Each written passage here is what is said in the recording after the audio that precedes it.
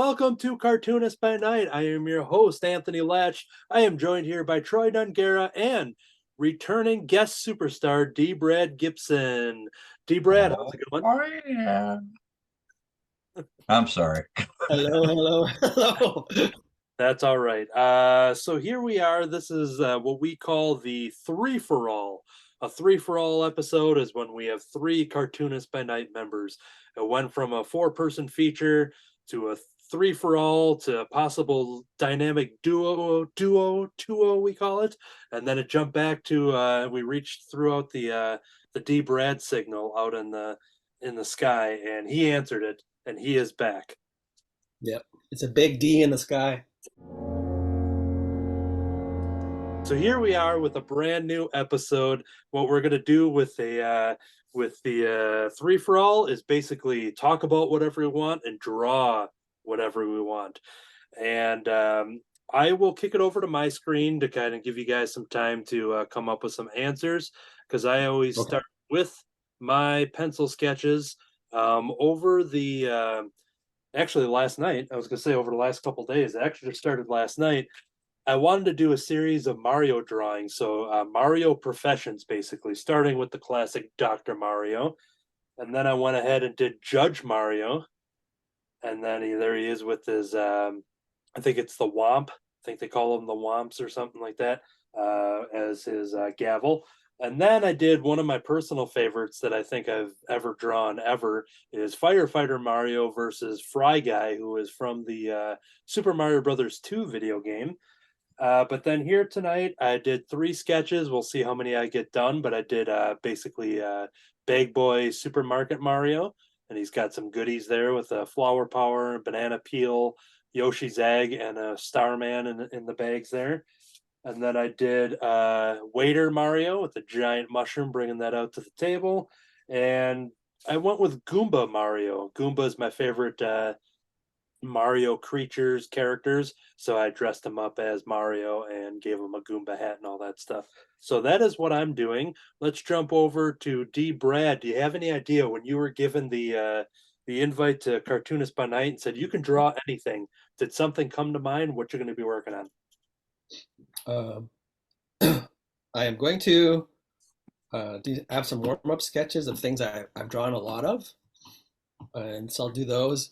And then I have a few, which are going to be part of a model sheet I'm making for different characters in a comic I'm putting together.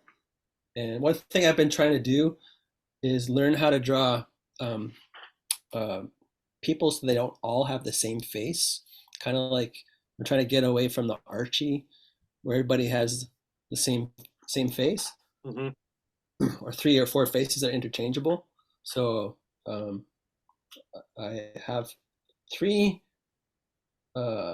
characters, and they're in here too. So they're gonna practice drawing them, so that um, I think just the more you draw it and get used to drawing that character, then it just comes natural. So I like to repeat and draw things over and over again until they're like second nature, so that I'm not relying on my stock pose or my stock faces that I can do ever since I was a kid, right? Yeah. So I try to push myself that way. Yeah, So that's those are in here. Yeah, that's something I think I definitely could use. The Archie Art Challenge in August, I definitely drew all of those Archie phases. So when I got Mhm. halfway through, I wouldn't have to go to my reference anymore just because I got that pattern and I can just change up the hairstyle and the eyes and stuff. But that's Yeah. something that I definitely could take time for is kind of doing the redraw and the redraw. So cool, cool. Yeah, we'll see what's going on there. And we are going to jump over to Troy. Do you have any idea what you're going to do with your blank canvas? yes, I think I'll follow D Brad's lead and do some warm-up drawings before I work on it, but I'm going to do some sketch covers or a sketch cover. So with Jungle Drama, I had a there was a regular sketch cover which was available at book or through comic shops and everything, but I did a sketch cover slash my own cover kind of thing that folks can only get from me. And at the last convention, I had only received them right before we packed up the car. So I didn't have a chance to do much on it. So I'm gonna draw a sketch cover. And fun Or fact, the Cartoonist by Night logo is on there. That would be the first Is. appearance of the Cartoonist by Night logo in out of comic, I think, right? I With think so. with exception of it showing up on the back cover of the Jungle Dramas because they show all the variants and that one's included on there. So Hmm. technically, you see that cover on the all the other ones. But yeah, so Hmm. that was kind of cool to see the It is cool. Power Show's logo right there on the. Yeah, right there. Oh, Yeah. got it. Cool. So did you design that logo, Troy? Yeah, it was originally a t-shirt design, just an Yeah, idea for a t-shirt design, and then as we were talking, uh, turned into a YouTube show name. yeah. Uh, where's my words, Anthony? It turned I into a lost them. it turned into a YouTube show that's whose recent episode reached a milestone for us. So special guest star D. Brad Gibson did the impossible and like broke the records of our views and everything. So we've been thanking you throughout the last week or so, talking about the excitement and how we just keep hitting these new milestones. And yeah, so Awesome. and just like a successful sketch on SNL, they always rush back into doing it again. And here Yeah. we are, the next the next episode. We're like, we got to bring D. Brad back. We got to get the views. And Oh, our topic was ducks, and I forgot to show off Baby Huey. He's a cartoon duck. yeah, Baby Huey. We did not mention Baby Huey at all. That would have been a great one. Yeah, from Harvey Comics. They do Richie Rich and Hot Oh yeah, Stuff. Do you know those guys? Yep. oh yeah, yeah. I got a lot of those ones, and yeah. So Baby Huey, it's always funny when you're turning the pages and then you get a Baby Huey story in there. Yeah. All right. All So right. yeah, we're just gonna jump off to the races as we have our subjects and just kind of chill and talk and hang out. And I do have some questions that I will filter in from our Cartoonist by Night fans through Instagram. I Oh, reached out, and so I'll throw those in as we go along here. But yeah, looking at my sketches here, I'm going to. I think I'm going to start with. I'm going to start with Waiter Mario. awesome. But yeah, I've been a fan of Nintendo and Mario since the very beginning, and I realized I haven't really drawn much of Mario, and I figured that's a fun topic to kind of do mashup designs with. So that Yeah. was my reason for picking this one. My Mario introduction was Donkey Kong. Ooh, there we go. So I had a ColecoVision system, Nice. and I think that came with Donkey Kong and Donkey Kong Jr. And then what was it? And then there was a cartoon called the Saturday Supercade, and it had um, Pitfall Harry, it had Cubert, it had Donkey Kong, and Mario was in that one. But he was a different design, that Mario. I don't Wasn't I don't think I've ever heard of that. Yeah, Saturday Supercade. It had an awesome theme song. It's from the early '80s, so the animation is, but the designs are always look better than the actual animation for those. And but the theme song is fun, um, and it's always been in my head. I am like um, a jukebox of theme songs that run in my head all the time. And so the theme song, you could take a break and add the theme song, or I could sing it. It goes, I don't know the words to it, but I just remember the end theme. Dun, dun, dun, dun, dun, dun, dun, dun, dun, dun, dun, dun, dun, dun, dun, dun, dun. Just Man, like I gotta have to it, look it up. It might strike a memory if I see it or hear it, but yeah. yeah, I can't think of what that is. Yeah. Saturday Supercade. Supercade. Okay. I was about to ask, what was it now? It wasn't, didn't sound familiar to me. Yeah. It'd be early 80s. Oh, well, that may be why. Yeah.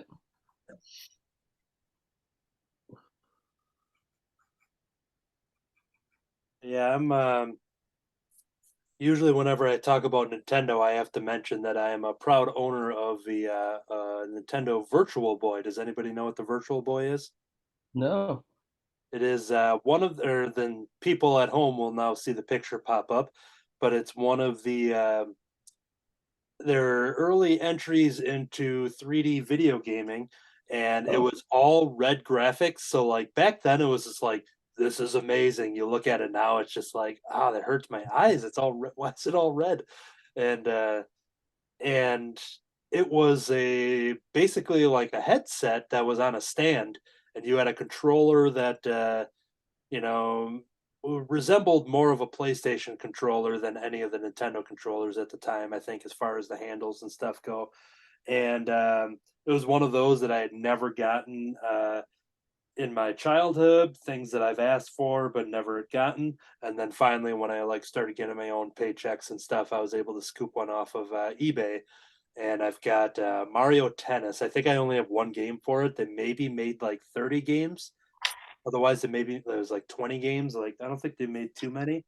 But yeah, it was. I think it was ahead of its time. Um, did you have to wear special glasses? So you basically like you had it on a let me go to. I mean, of course, I could run upstairs somewhere and find it, but I'll probably trip over everything and then break things. So basically, going back to my FaceTime screen here, so it was like a goggle headset that was on a stand. So you basically put your face and lean forward, and you were into this visor. Visor is the best word for it, and you just had the controller attached to it, and you just sat there at your tabletop, and your head was in the in the headset basically. So, but Okay. yeah, yeah, Virtual Boy, that's a lot of fun. I always have to mention that just because it's always fun when people don't know about it. Maybe when you see a picture of it, it'll be like, oh yeah, I know what that is. But very limited time item. Yeah, I don't recall that at all. I don't either. Well, cool, because D. Brad came with all of the facts in the last episode, and I know me and Troy are just like, man, you and Rogers know a lot of stuff, and so it feels good that I can throw that out there and teach you something. Awesome. Well, thank you for teaching me that. You're welcome. A lovely educational item. Thank you. Yep. Yeah. I always learn something every day.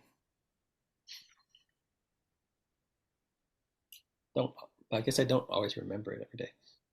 But I'll probably remember this. Yeah, I'll you'll probably remember. never forget the Virtual Boy. No, yeah. I was having a memory of an old video game system in the early 80s called Vectric. No, what was it? It was just vector graphics. And the original Star Wars video game was all vector graphics, just like in the movie. And you're about to you're in an X-wing and you're trying to blow up the Death Star. And I think that game came with it. It was all vector graphics, and it looked really cool. When you still look at like sometimes I watch the old video games being played on YouTube just to get some nostalgic. Oh yeah, That's what I use YouTube for is nostalgia and how to do things. I'd say that's some good use for it. And drawing. Lots of good drawing, even like drawing long shows or learning how to draw. There's a lot of good shows like that too. Yeah, I usually end up when I was looking into. We'll be seeing it for the first time on the show here. I'm been experimenting with the alcohol markers for the first time.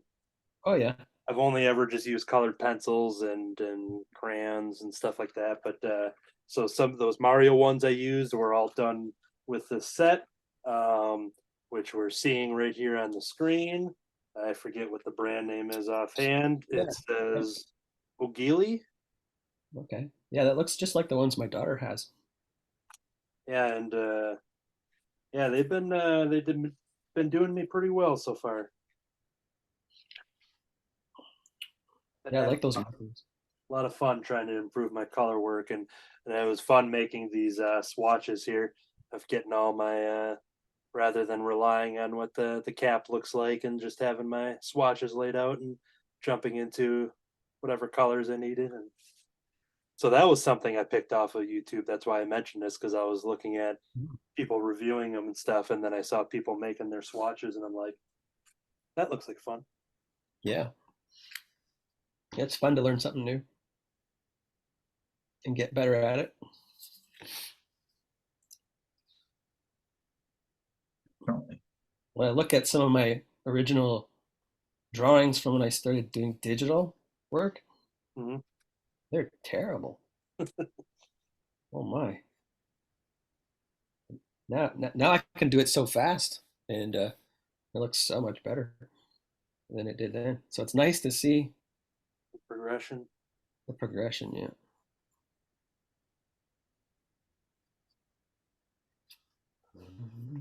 Got that Saturday Super Kid song in my head. I think we already got a credits theme song for. Dun, dun, dun, dun, dun. Um, so yeah, I reached out to the Cartoonist by Night fans, and some people came in with the questions, and so I just said, if you could ask a couple, cartoonists any question, that was their prompt.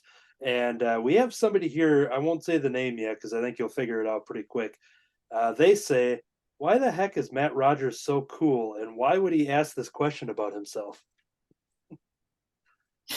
So let's go to Troy. Let's have you answer that.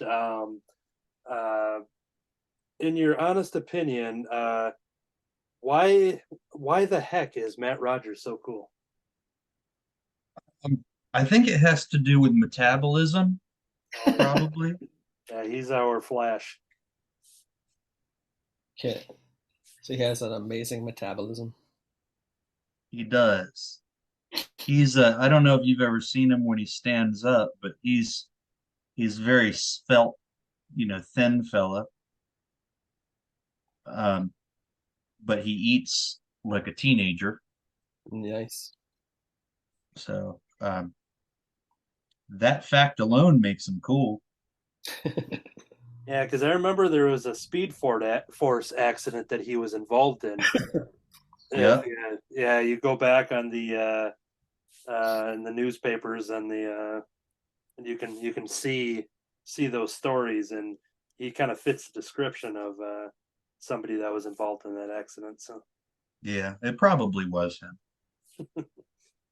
He, in addition, I mean, he's just a really nice guy too. So being just a nice guy makes you pretty cool too.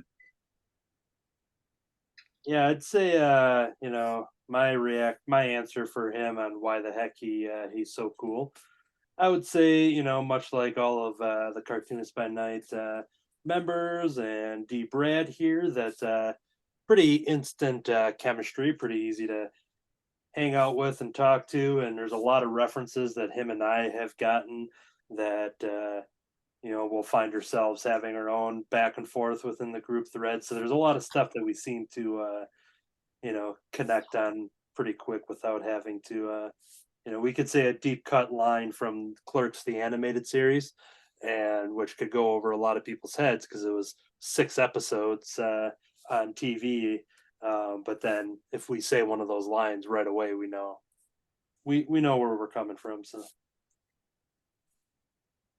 Yeah, yeah, that's he why I does. think he's cool. Do you know why he's cool at all, D. Brad? Do you have an answer to that? Um, what I was the thing that before you were talking, I was thinking that when I've watched the shows, a lot of the stuff he talks about, he has a lot of the same taste as me. Mm. And some of the things I didn't think anybody else um, were into. I remember him talking about Tintin, and Oh, sure. um, I think even Troy was talking about the Edgar Rice Burroughs novels. I have a bunch of those too. Uh, Yeah, love Edgar Rice Burroughs. yeah, they're awesome. I got a bunch of Tarzans and John Carter. Whoops. Pellucidar. Yeah, I want. Isn't it starts with the P? Pellucidar. Pellucidor. Yeah, yeah, that's it. Yeah, yeah, I have that. I'm not sure if I might not be pronouncing that right. This I have no idea how to pronounce it. it's essentially just like the land that time forgot. Yeah, yeah. And I never heard that word ever before, so I'm lost. Well, the land time forgot. I do have that book, and then there was another one called The People That Time Forgot. I know the Land Before Time with like Ducky and Littlefoot. And, Yeah, yep, not yep, some. yep. Yeah, Different, but also worth remembering. yeah. I've got a question for Deep Red. I'm not sure how much you've uh, drawn on, for people in front of people where people could see your work. I only bring up the following question because looking at just inking really fast with my Sharpie on this piece, there's a couple things being like, all right, I shouldn't have done that. I shouldn't have done this. I'm not going to point it out because, we'll let people figure it out themselves. But basically, like just kind of interacting with people and concentrating on what you're doing. How do you think you feel on kind of balancing that? If uh, can you speak on that at all? Like being able to draw and talk at the same time. Is that what you're Yeah, talking about? basically, and then also inviting people in to see what you're doing. That seeing your process and everything. How are you with that? Um, I'm fine, I think. Yeah, I guess it depends what I'm drawing. If it's not like top secret, no, don't look at it. I'll do that. No, I'm Yeah, not ready for you to see it yet. I'll do that. But if it's something I'm just drawing quickly, um, and I know that people are watching me draw it, it's not a big deal. Woohoo. There, warm up drawing number one. Looks All right, good. pretty darn good warm up. Okay, that's just a girl I've always drawn. On YouTube, I have a painting I did of him. That's my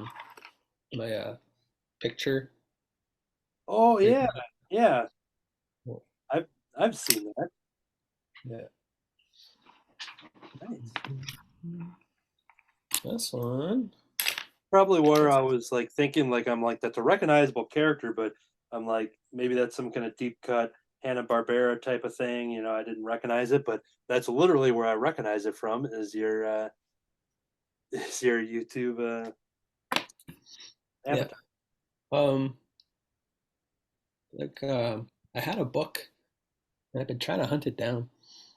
It was an activity book, and there was this girl that kind of I think looked like that, and every page had a different kind of activity. It was like a coloring activity book, and Okay. you could make do not disturb uh, signs that you hang on your doorknob, and it had like things you could cut out and fold and turn into um, things that weren't coloring books. I think one of them could have been like a piggy bank, even a paper piggy bank. Um, but I can't for the life of me find it. I don't know what to Google because sometimes you can Google things and find them, right? Well, But I no, know future Anthony is just going to not even attempt it. If you can't do it, then I'm not even going to no, try. So yeah, yeah. Don't bother. there was a couple things when you would mention some things. I checked with you throughout the week, being like, "Is this what you're talking about?" You're like, "That's it." So I'm like, "Yes." Yeah, yeah. But, Um, And then I had a giant King Kong comic book. Oh yeah, There we go. Nice. that And looks awesome. yeah, it's $1. And it's the actual movie in comic book form. Uh-huh. Uh, Oh, nice. it's not. It came out in the '70s, but it's a adaptation of the original 1933. Yeah, Sweet. it's pretty cool.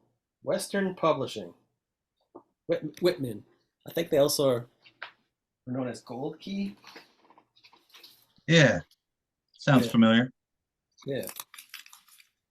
Why not? Sometimes they put out special 3-in-1 packs of comics, and sometimes the Whitman logo would be where there should be a DC logo. Mm-hmm. It'd be like a Batman comic.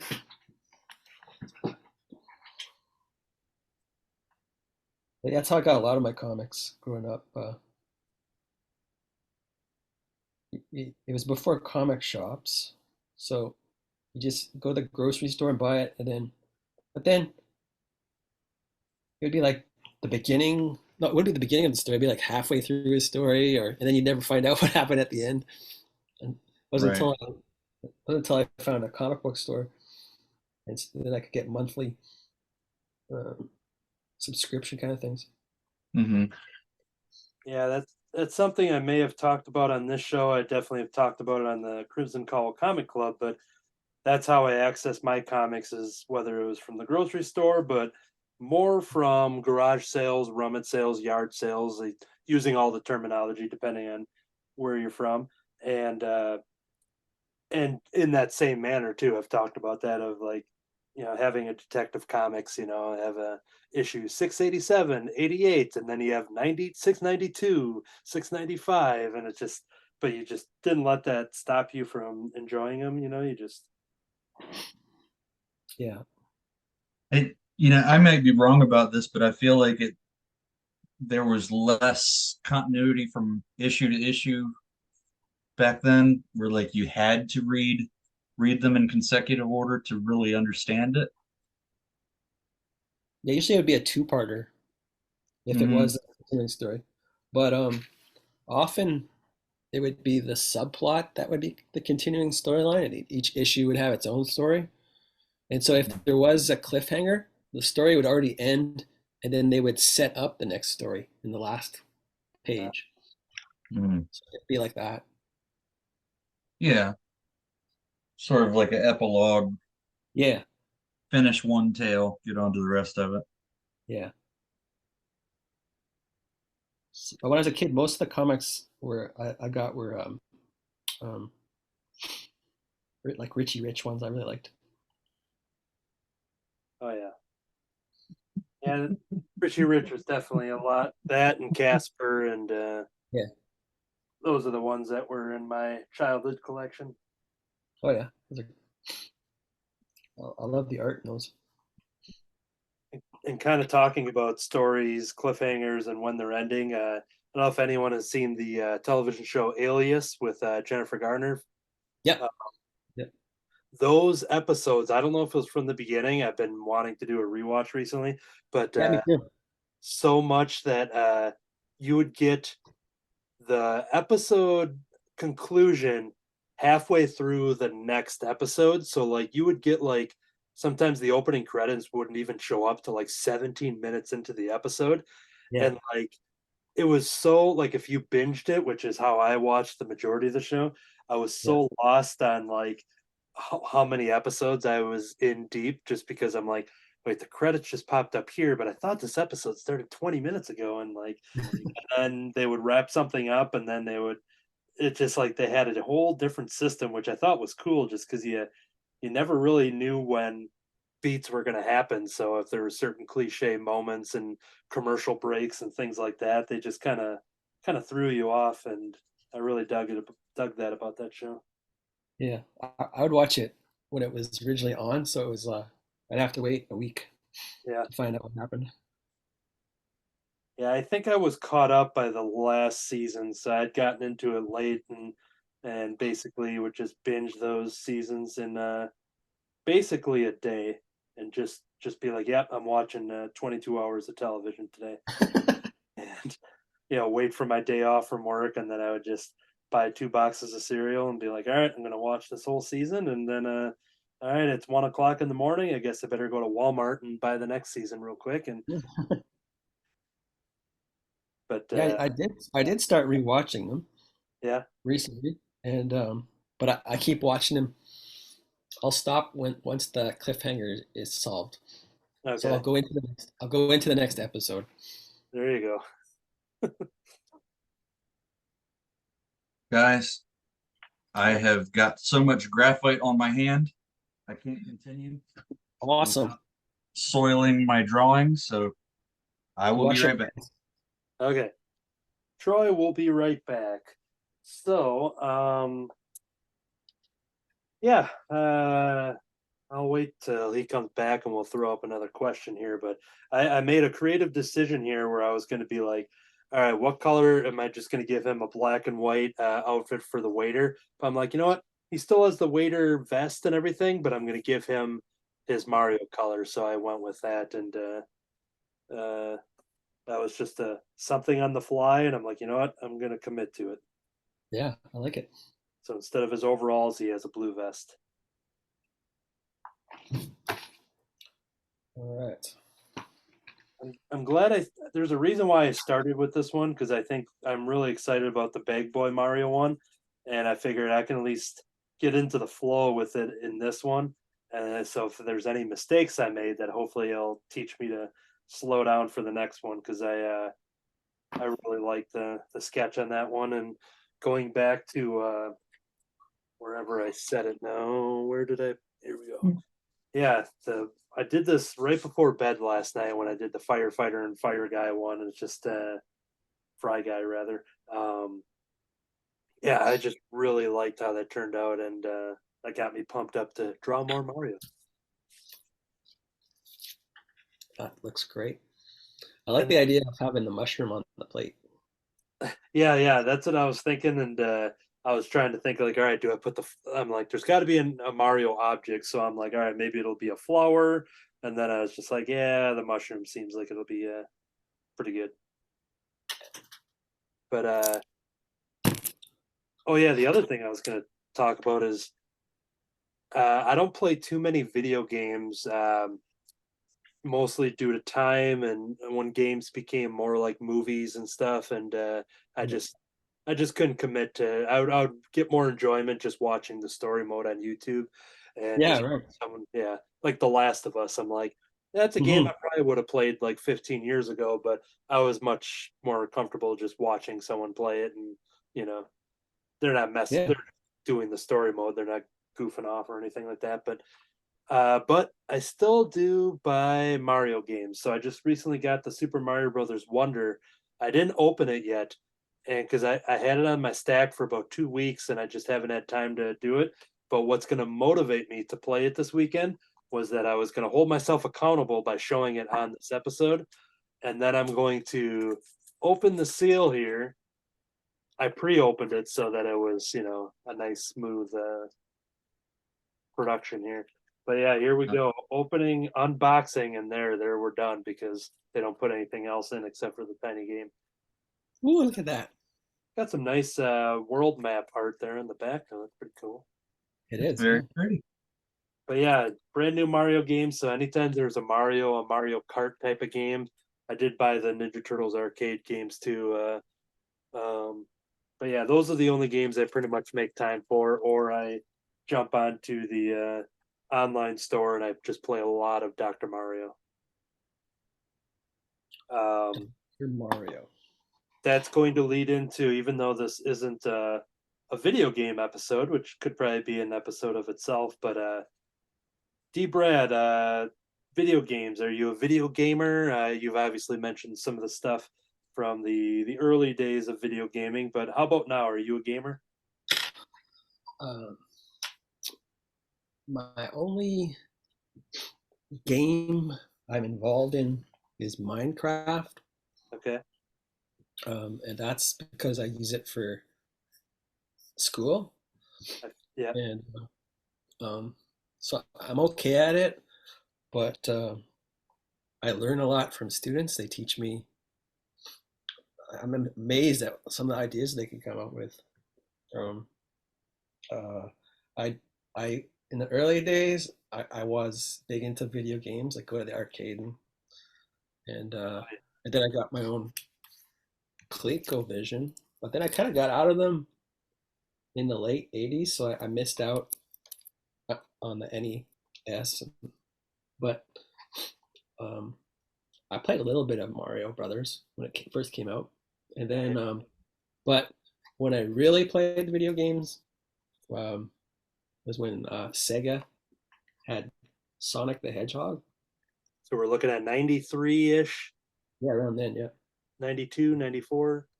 I think it may have been '92 even. Yeah, but I love that game. I played it so much, and then there was an NHL hockey and a golf game I also enjoyed.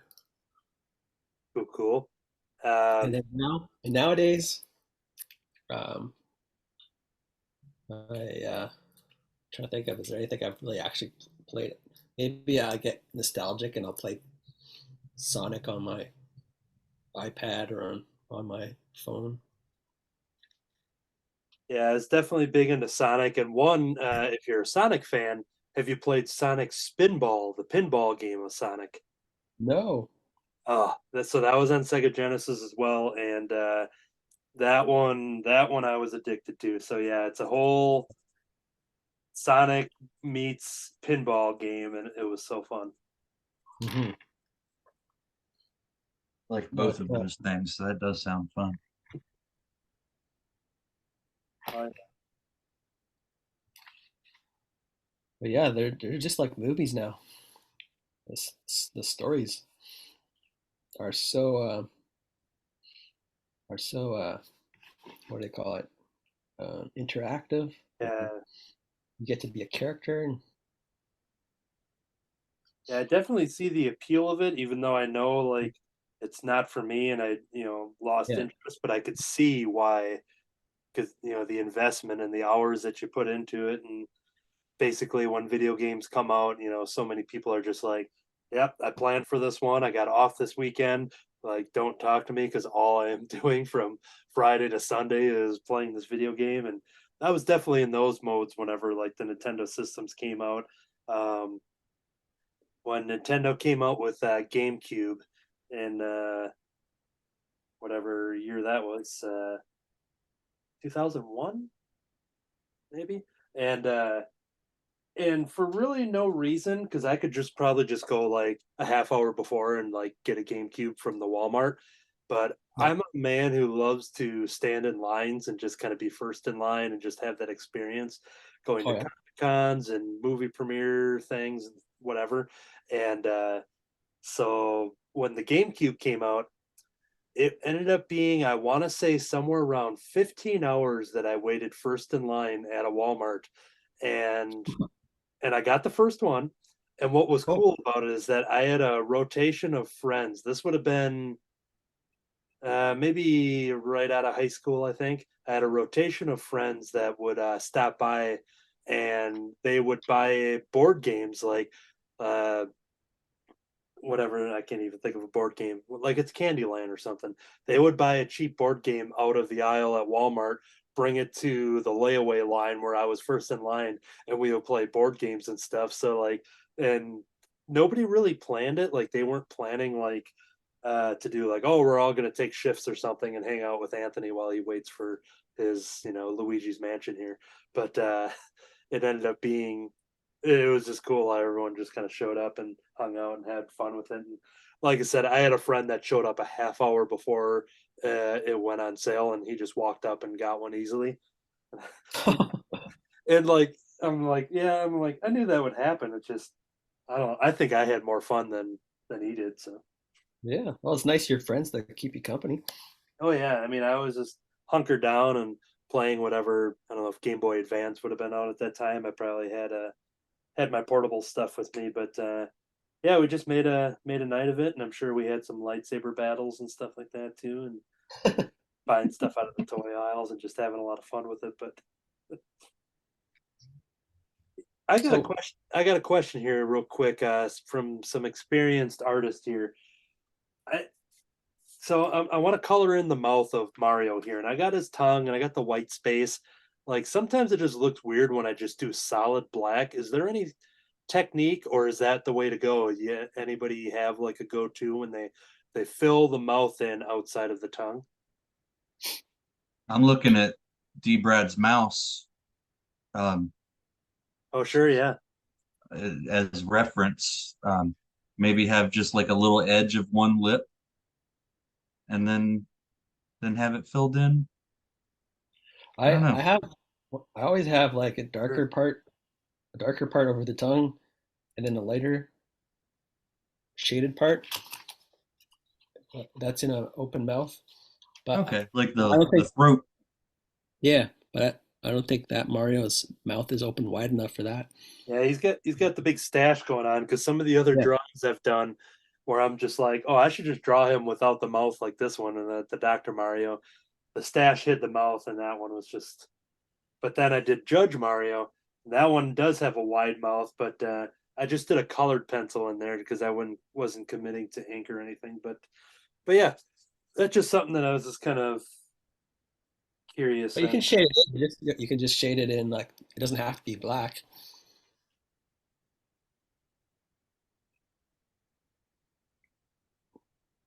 Yeah, I'm trying to do that where I leave a little bit of the lip line there, but we'll see. Or I'll just make the mustache even bigger and just cover up the mouth entirely. Yeah. Let the stash go wild. I'm really bad with color, so it's hard for me to really say, buddy. Yeah, there are. You don't see a lot of that with some of your, especially the work on here. And is that something that you can talk on just as an artist, kind of for educational purposes, on maybe what you've struggled with color, or if you just prefer black and white piece overall? Is there anything you can kind of talk about that? Um, I do struggle with color. I don't know if it's like color selection, you know, kind of instinctively knowing what colors look good together. Mhm. Just Right. never really something that I got. Um, but I don't know that there's anything behind it. And I'm sure, just like with everything, the more you do it, the more comfortable you are with it. It could just be that I enjoy line work more, and so I just never put in the time and effort to get comfortable with color. Yeah. Yeah, it's definitely worth. There's a lot of color theory videos on YouTube. Hmm. And I found those really helpful, knowing what colors go together, and uh, and also how you don't want your.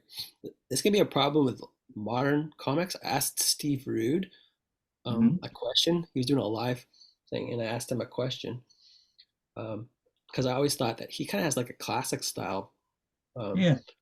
um, and his poses and his characters are always very clear. You can tell what's going on. So I asked him why in a lot of modern comics it's really hard to tell what's going on in the action. And so I asked him about it, what he thought it was, and he told me it had a lot to do with color, Okay. uh, uh, different layers. If you want the focus to be on the character, then that's you have to choose colors that are going to draw attention to that character. It's almost like the background has too much detail and too much color that everything just it's hard to tell where I'm supposed to be looking. And so he Right. said it's important that the colors that aren't the focus, like even if you go outside, you look outside, um, something that's up close, even if it's the same color as something that's far away, Hmm. um, things that are far away are going to be um, a lot lighter almost like Yeah, the color's fading away. Hmm. atmospheric perspective, I think it's called. Yeah, yeah. And so and so I think it's one thing I've been working on is not making the color too dark. Hmm. And if you want to do shading too, the shading won't turn out if your color is too dark. Something that might be helpful if you're working digital is to just do your backgrounds on a different layer and gray them out. Yeah, yeah, yeah. That's a good idea. Cool. I think that was some good educational talk. Yeah. Uh, when I jumped in with that, you were about to say something. I don't know if it was something that you remember now. Um, I was talking about the GameCube and waiting in line and getting this and that, but oh, and then the You're, talk- mouse. you're Yeah. talking to me? Yeah, yeah. You were about to say something, and then I had to jump in with that last little thought there, but I don't know if it was something that you remember. But Rewind. I do not future remember. Anthony, can you wait? Man, that doesn't work here. That doesn't Yeah, work no, here. yeah, I don't remember.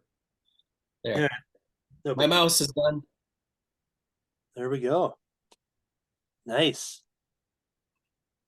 So that's my pose that would go on a model sheet, and then you take that character and draw him in different poses, like I did with the duck last time. Hmm. So I have drawn this mouse before, but it was a different animal before. But I like it. It turned out the way I wanted it to. Good expressions. I like it. I dig it. Yeah. Now what's this supposed to be? Uh, can't I can't really see. Right, right. Oh, I think I know what it is. All right. Speaking of backgrounds, since I've gotten these alcohol markers, I've had a regular pencil sketch, Sharpie outlines. I got finer details with some of my whatever these called. I don't know what the brand is, but with these things. And is it called drawing? Drawing pen, Lido. But yeah, these whatever these are. And then going with my alcohol markers, and I've been reserving my backgrounds for using some Crayolas here and just Okay. doing simple backgrounds. And then I've been taking colored pencils to do some shading and kind of just add some texture to some of the maybe the outfits and the shirts and things like that. So Hmm. I have been basically, even though I feel like I've been being like, all right, I'm moving on to just coloring with this, I'm coloring with that. I've found a nice balance where I'm still using everything. Not that I just abandoned some supplies I bought and I'm like, oh, I'll never use those again. So I've kind of found a bunch of different stages to use all of the tools in the something tools in the Anthony, you're such a sweet guy worrying about abandoning your art supplies so they don't no, feel left out. It's so but kind of you. that's how I Yeah, I felt think about my.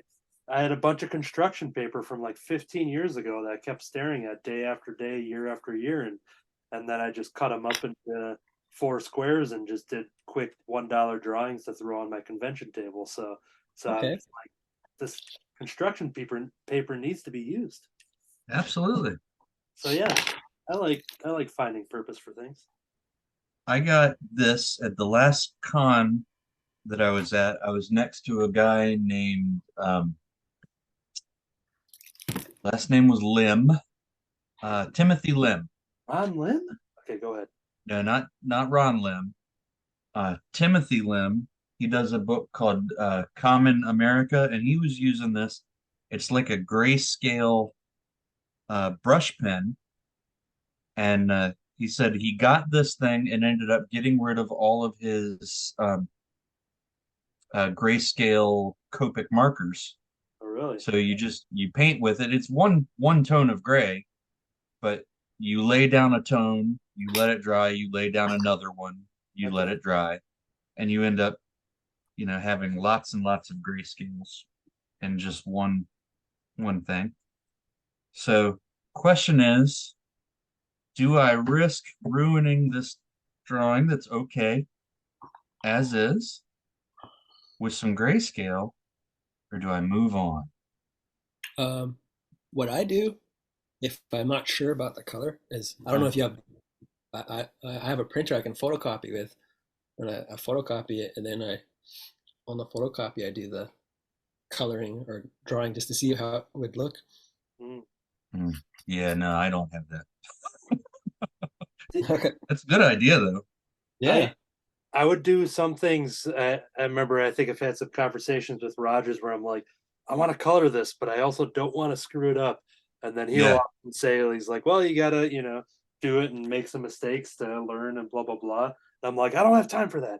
And then, but then I would take a picture of it and then I would color it digitally. And I was adding snow to something. I forget what drawing it was, but I'm like, I don't want to just go in all willy nilly with the whiteout pen and try to make snow. And then next thing I knew, I just ruined everything I drew. But I'm like, you know what?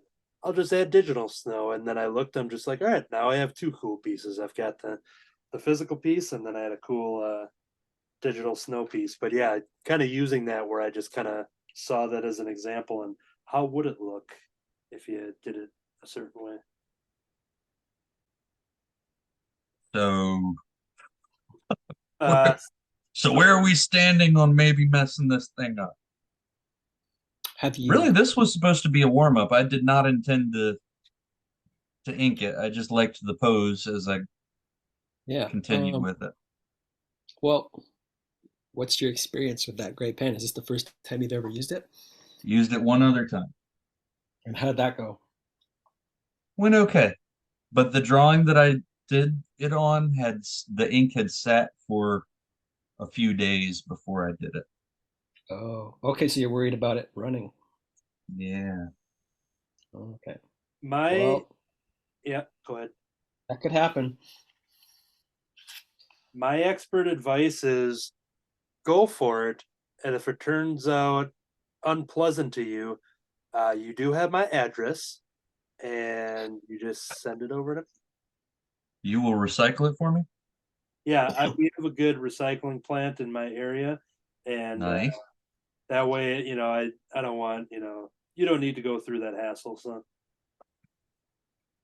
But I don't have any expert advice because, well, going off of what I just said, I would just be like, I'd be too scared to do it, and then I would just do a version digitally. So I guess that's my answer is that I probably wouldn't do it. But you know what? In the spirit of Rogers, I'm gonna do it. He's doing it. I'm gonna do it because what would he do if he were here today? He would. That made it sound like he's dead. Yeah. Rogers is not dead. This is a special in memoriam. Yeah. Not that I know of. Too much Mountain Dew. Yeah. Death by Dew.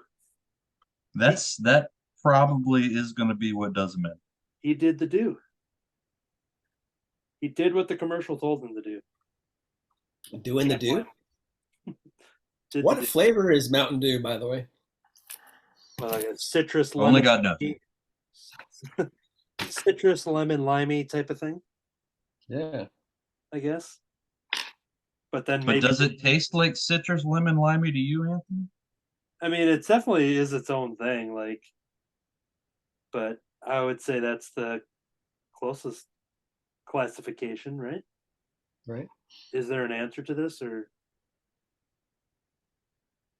Well, now that we're talking about carbonated drinks, in different parts of North America, they have different names.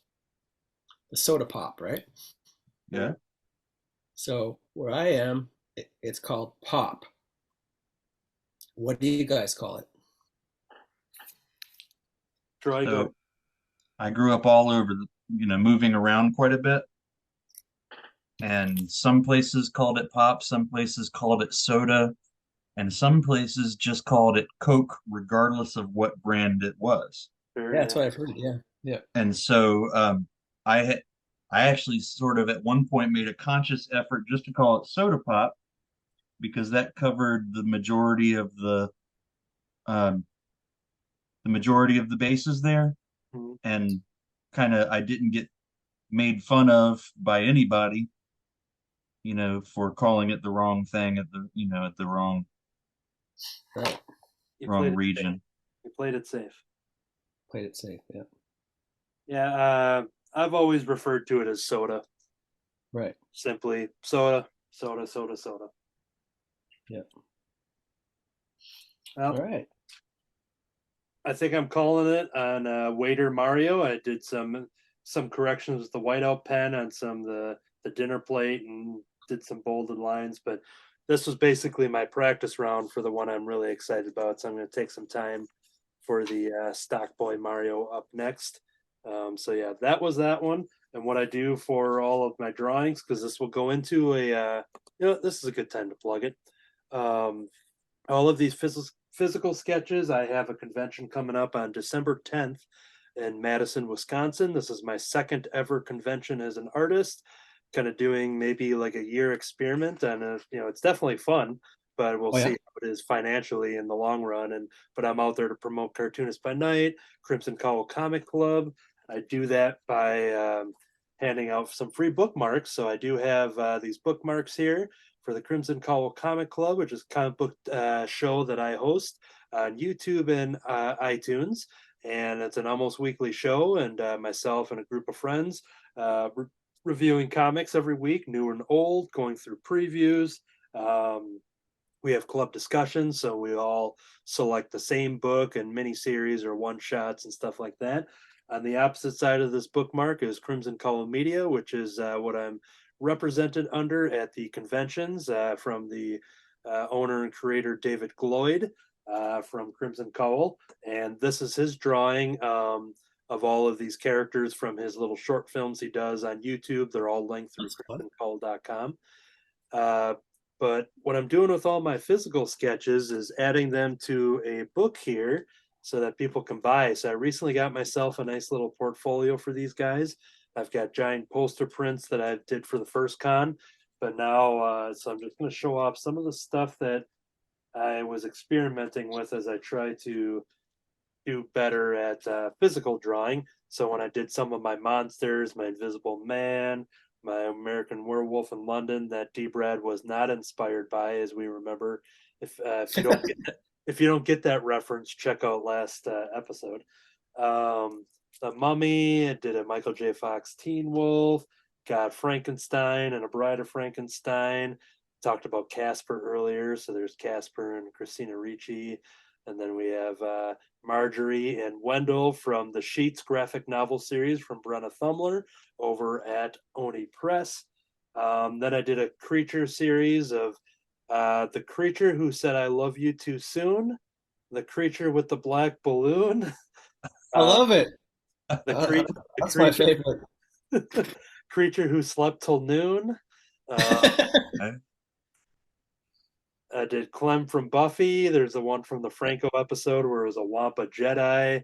Another episode I did. Oh, I didn't show Swamp Thing yet. That's an exclusive. I don't think I posted that anywhere. Yeah. I hadn't seen it. But a Man Thing Well, and a Swamp thumbs Thing, up. experimenting with having a perspective and stuff. Giant thumb. He's got a big green thumb. Everybody, did you ever know He that does. Swamp I Thing bet has a he. real green thumb? I bet his garden is amazing. Then Probably. I've got an Archie page with my what I call that afterlife with hot dog or whatever, hot dog the hunger I called it. Ooh. Uh, Cool. did a Sabrina, then I got a hot dog in the pumpkin patch. Recently posted off of last episode. I said, hey, I should draw Jughead as the Joker, and I Yeah. went ahead and did that. So there's Yeah. Jokehead, if you will. Jokehead. And the Marvels just came out, so I drew Kamala Khan, Brie Larson, and or I should say character names and actor names. Kamala Khan, Carol Danvers, and Monica Rambeau, and our little flirt in there, Chewie and or Goose, depending on the movie or the comics. But then I did a fancied version. I just got these in the mail. This is self-promotion hour for Anthony here on Cartoonist by Night, by the way. I took these drawings, talking about physical and digital drawings.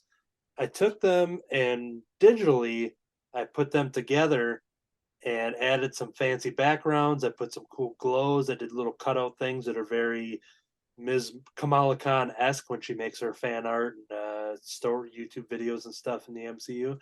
And this main drawing is based on Brie Larson of the opening of the first Captain Marvel, where she's sipping from a Captain Marvel cup and a Captain Marvel popcorn tub. So I did that for all three of the Tiana Paris and Iman Vellani versions of that. But I just recently made bookmarks that I'm going to be selling at the convention. So I did that's the end of this gallery, and that goes into my final leg of the promotion with my bookmarks. So I did the Marvels bookmark.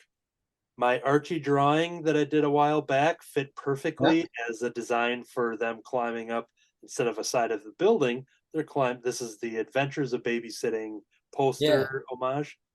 But so yeah, that worked awesome as a bookmark. I took my Frankenstein beaker, but I edited out the Frankenstein scars and bolts. So I just did a regular beaker drawing, and I figured that was funny as a bookmark. So there's a beaker bookmark. I took my Barbie drawing. Her pose fit pretty nicely into that scale. One of my other creature drawings, I did that one there, stretched it out a little bit, but I think it still works. And this one's a personal one. There's only one copy, but I did my Silver Surfer and Dawn Greenwood in the with Madman and Joe from Madman Comics. So Cool. this is my own personal single one. I'm not selling these ones. But yeah, that one's so yeah, that's just a little shipment I had. So I'm going to be selling the bookmarks, prints. That's a good idea. Yeah, it's definitely fun, and they're cheap enough. And I didn't go. I only did 10 of each of these the ones I'm selling. So just did You know a what I like about the beaker? yes.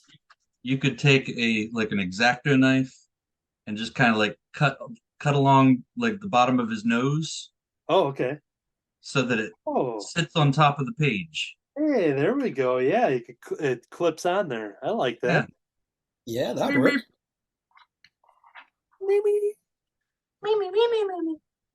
One of these. So, oh yeah, there we go. So yeah, that was Beat Brad with the weaponry. then these Mario drawings will be added to the table as well. So I'm excited to do my second convention, but I'll be offering a lot more stuff. Basically, a lot of physical drawings that I didn't once have back in September. Cool. Fun. So And yeah, where is it at? this is Madison, Wisconsin, and the location. I'm putting the information up on the screen for the post future, Anthony, because I don't know what the place is called or the location. Just go to mightyconshows.com for tickets and information. I'm waiting to see if there's any big celebrity guests there. Sometimes they grab like a Power Ranger, and I know some other Mighty Con shows. They've gotten some of the Clerks cast, which is I think is pretty big for a convention of that size and everything. But Oh, yeah. so yeah, I'm curious to see what who they add to the list. That'll be cool. Beyond me. Have you gone to that one before? Like as a fan? I've been to the Mighty Con Milwaukee shows. I've never went to the Madison version, but yeah, they're all hosted by they do a bunch of Midwest ones here. But yeah, this will be my first time going to this specific one in Madison. I've done Wizard Worlds in Madison before, but so I'm expecting, a similar type of layout. It's, I think they actually, I think the artist and the vendors might be in separate areas, whereas MightyCon Milwaukee, they're all kind of mixed in together, which is fun just to kind of go through all of it. But yeah, I forget. I think because we're under Crimson Color Media, so I think we're technically in the vending area, which we're thinking is like my name means nothing to a guest list. Nobody. So being under the Crimson Color Media and selling the his old backstock from his comic book store and selling his own art, David Gloyd, and his son will be there, David Gloyd II. They have webcomics on crimsoncowl.com. So yeah, they're going to be selling some stuff there. And so while we get people going through the vending, I guess we're just a bonus because then I'll be selling some art stuff there too. But I don't think it would matter either way based on where I'm at, where I would be seated. So we're just all seated together under the same umbrella. So that way we can all hang out and take turns running to the bathroom and running to get nachos and all that stuff. Right. Awesome. Sounds fun. And that's in December.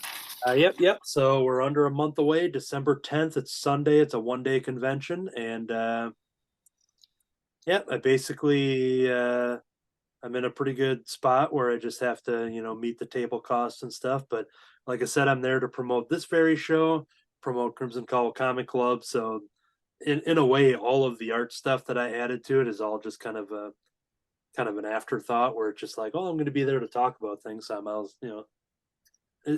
I'm in an experimental mode on if this is something I want to do as many as I can in 2024.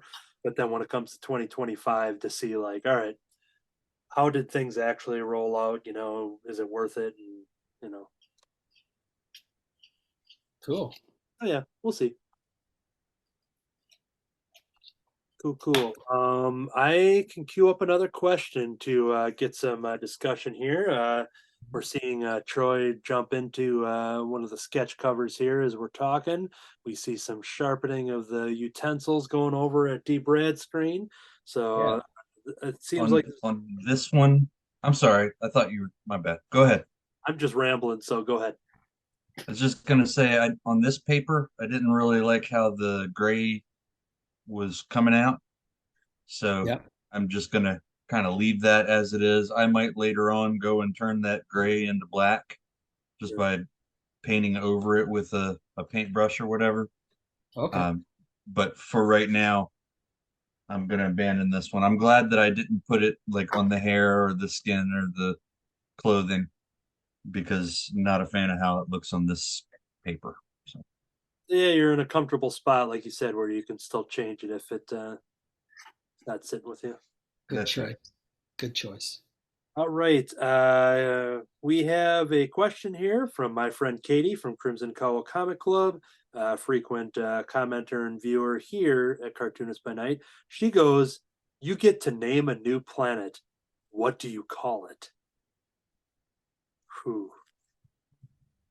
That's a big chore. I didn't think going into this episode I was going to be given this responsibility, this honor to name a planet. Uh, Yeah.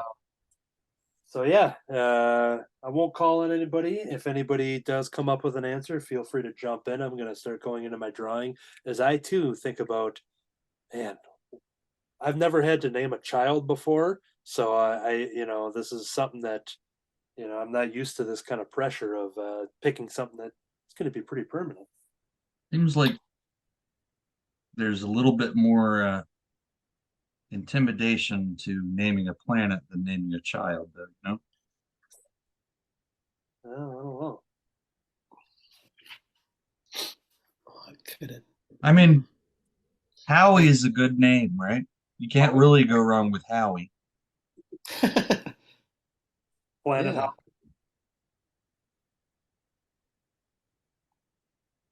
Planet Howie.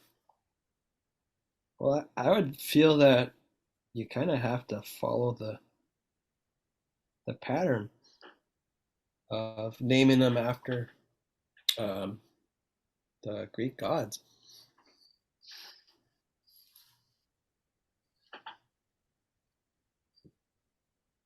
Mhm. I know my answer. But Howie would be good. I would like to give Pluto back its planet status. Oh yeah, there we go. What would your answer be, Anthony? My answer would be Planet Cuckoo Cachoo. Yes, I'm from Planet Cuckoo Cachoo. That would work. Doesn't really fit the what G. Brad was going for, but I have to go. No.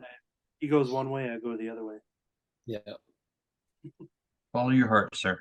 It's no Howie, but Snow Howie. Oh. But I mean, What is Howie?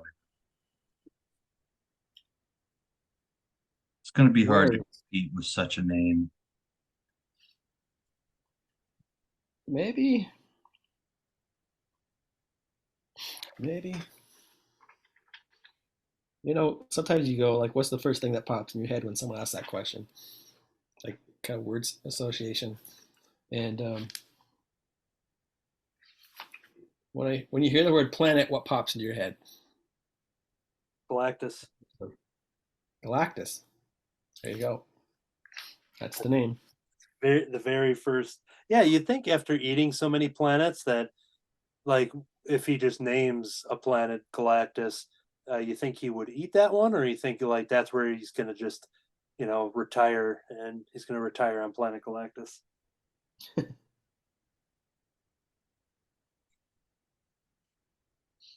Mhm.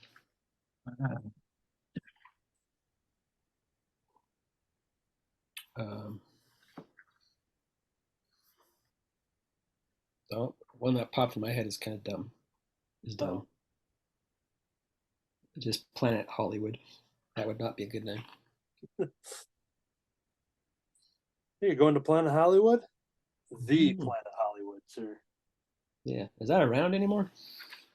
I don't know. I've never been. Yeah. I used to have one in Vancouver when I lived there. Never ate there. I just walked into it and to look around. Been to a Mhm. rainforest cafe. Are they similar? Uh, could be. I went to Rainforest Cafe in Disneyland, Ooh. So, like, or is it just outside of it. was it in the Avatar world? No, it's just right before you enter the theme park. There's all these restaurants outside and shops.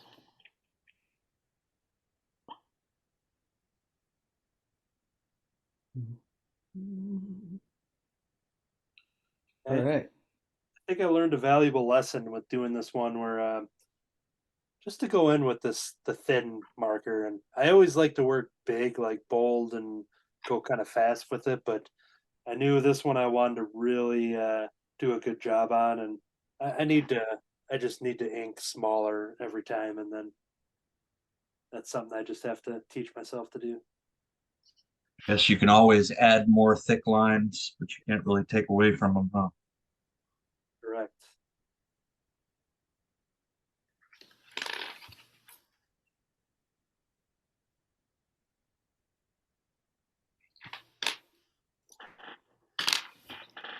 Okay.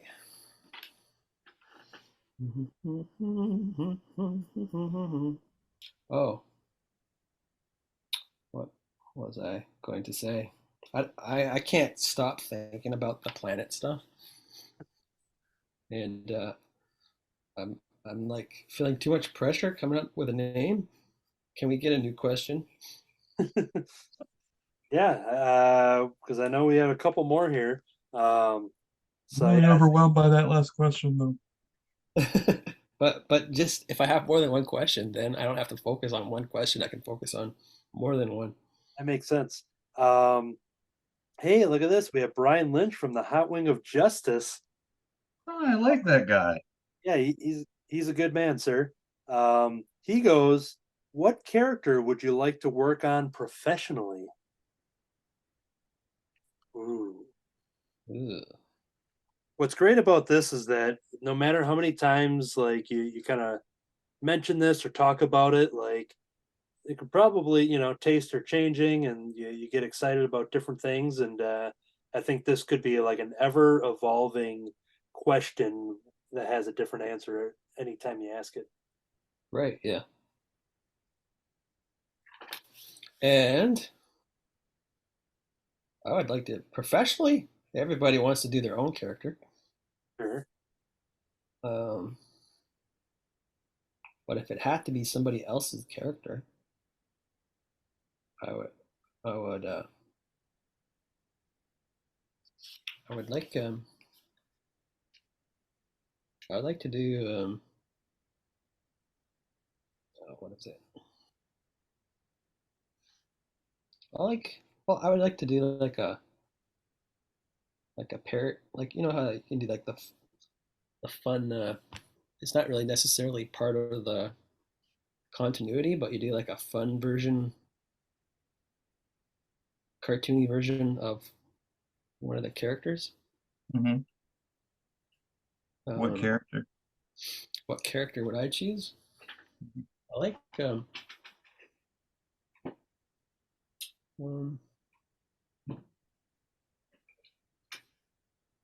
what's a character I always wanted to do. I can't think of that one either. I if you're still thinking, so I've been reading the Peanuts. I just got I made I don't know what the word I'm looking for. I made myself a promise to go through those collections of the complete Peanuts, and I got the volume one hardcover. So I've been going, starting with 1950, and that one goes through 1952, I believe. 26 volumes total, I think. Yeah, Uh, Oh, yeah, there's yeah, 26 volumes. Yeah, I have them all. I believe it.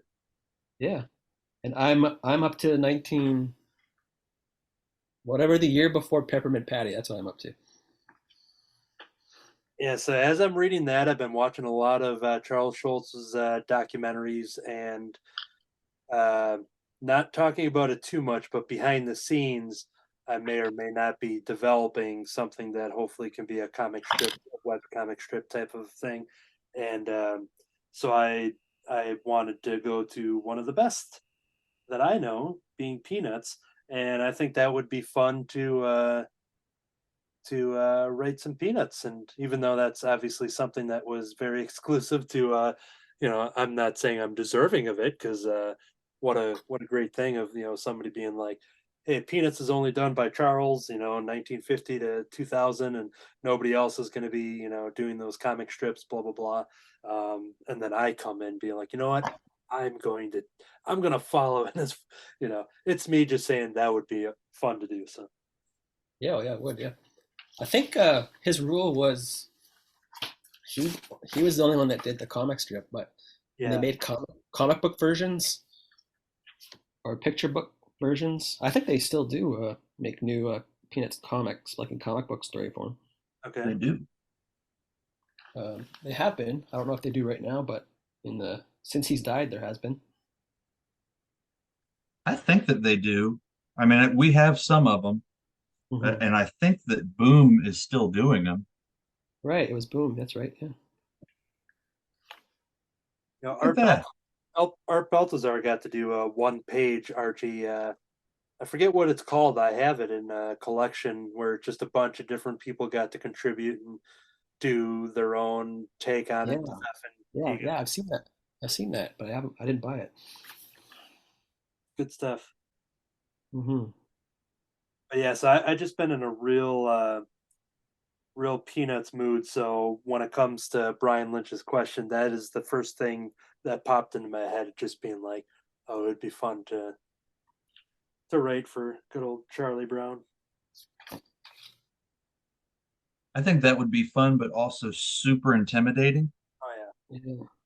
It's hard drawing other person's character because sometimes you don't like. What if you come up with a great idea and you go, "Oh no, I don't want to use that idea. I want to keep it for myself." Yeah, But yeah, you use it up on.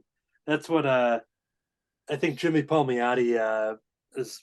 I'm sure many people do it, but I know Jimmy's always talking about like if you're writing Batman or Spider Man or anybody like that, and like don't create your best Batman villain and put it in your Detective Comic books, being like save that one for yourself and use that villain for your own creation. right, yeah.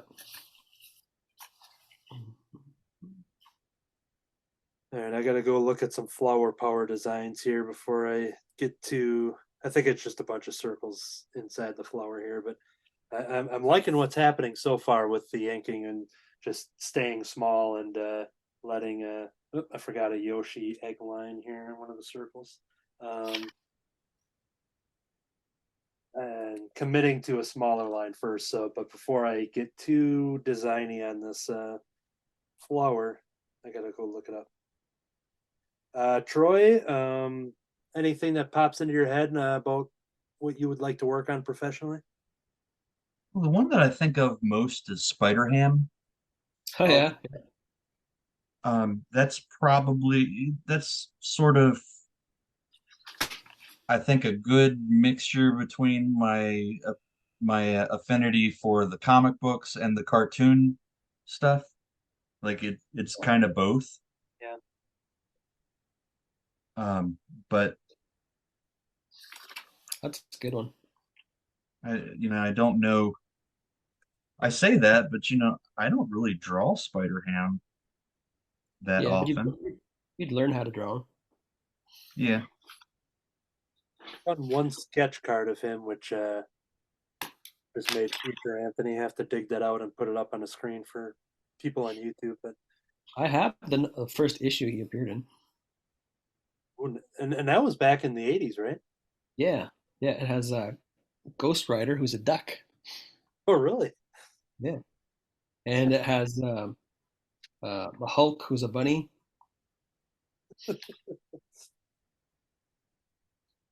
Is that Marvel Tales? I think it was Marvel Tales, but spelled differently. Yep. Yeah, spelled like animals have tails. Yeah, yeah. I was always a big fan of the funny animal books. I have Yeah, I have I believe that. Sounds I like do too. T. Brad would say.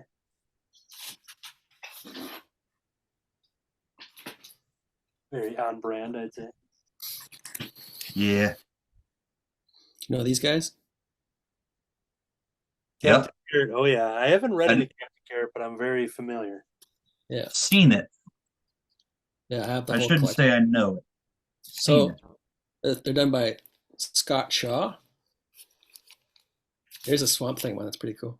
Oh, But I would love to do. He did a.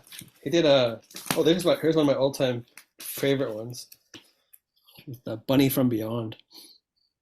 okay. Oh, okay. So on that Swamp Thing one, am I going crazy? Because I know I have the Nesquik Bunny comic book. Is that the Nesquik Bunny on there? Nope, that's Captain Carrot.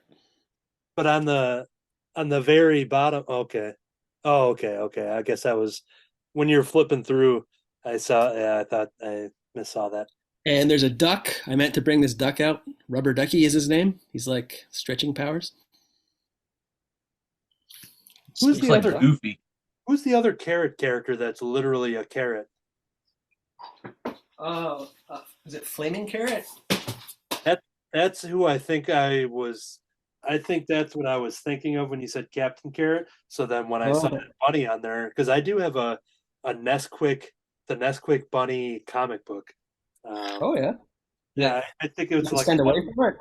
I think it's a one-shot promotional thing. I picked it up at my friend's shop for Crimson Cowl because they had I don't know if it came in on a collection or something, and I'm just like, I want that, so I bought that for probably pretty cheap. But I think it's a one-shot comic, if I'm not mistaken, but probably a promotional type of. Right. So yeah, I guess when I'm thinking, yeah, maybe I was thinking of the flaming carrot, but when you said Captain Carrot, that's the image I saw. So then once I saw the bunny, so anyways, Yeah. So I would like to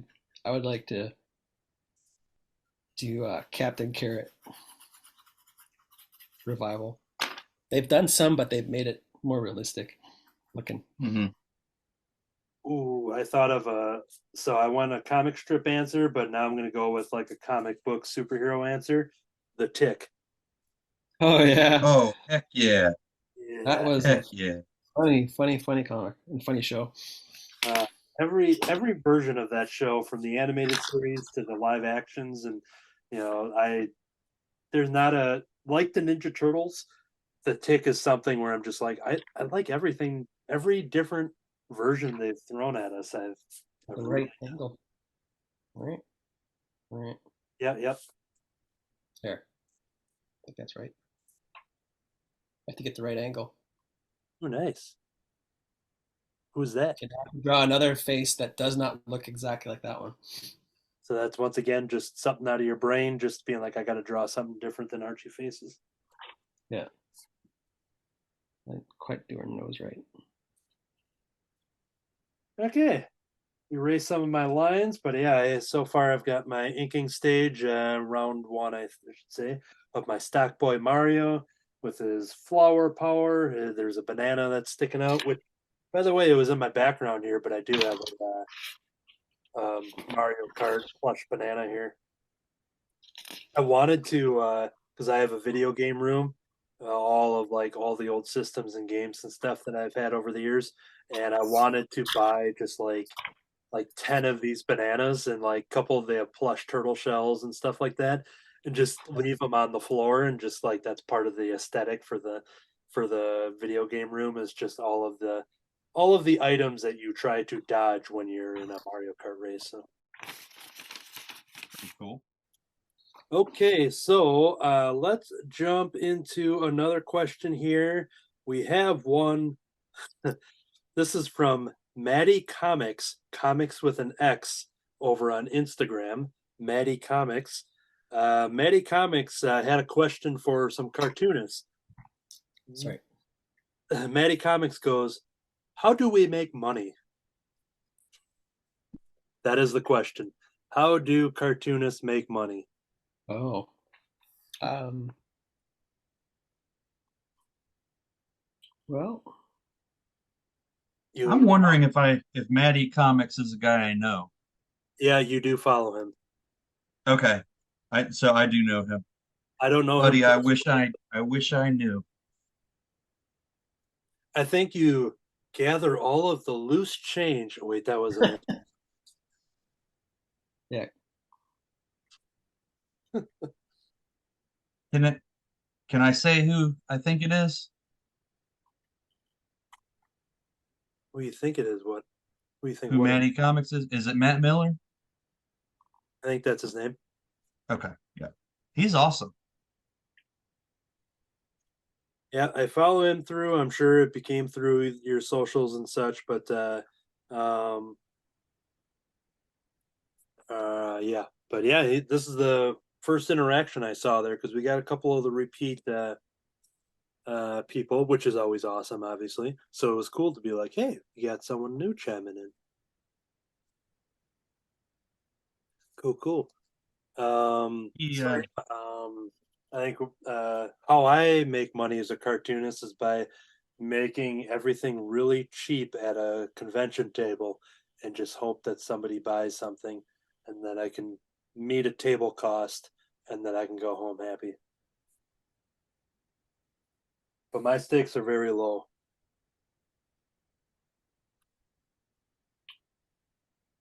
yeah, doing shows is a lot more profitable than um mail order, like making comics and selling a mail order. Um,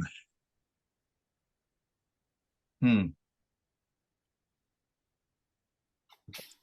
what else to what else to add in there? I don't think it was meant more of a stumper as it just being like, it's a fun thing. Like, how do we make money? Come on, people. See, you know, Maddie's information will be put up with that. So I don't know if they have an online store or anything, but maybe people watching Cartoonist by Night can follow Maddie Comics and get some stuff.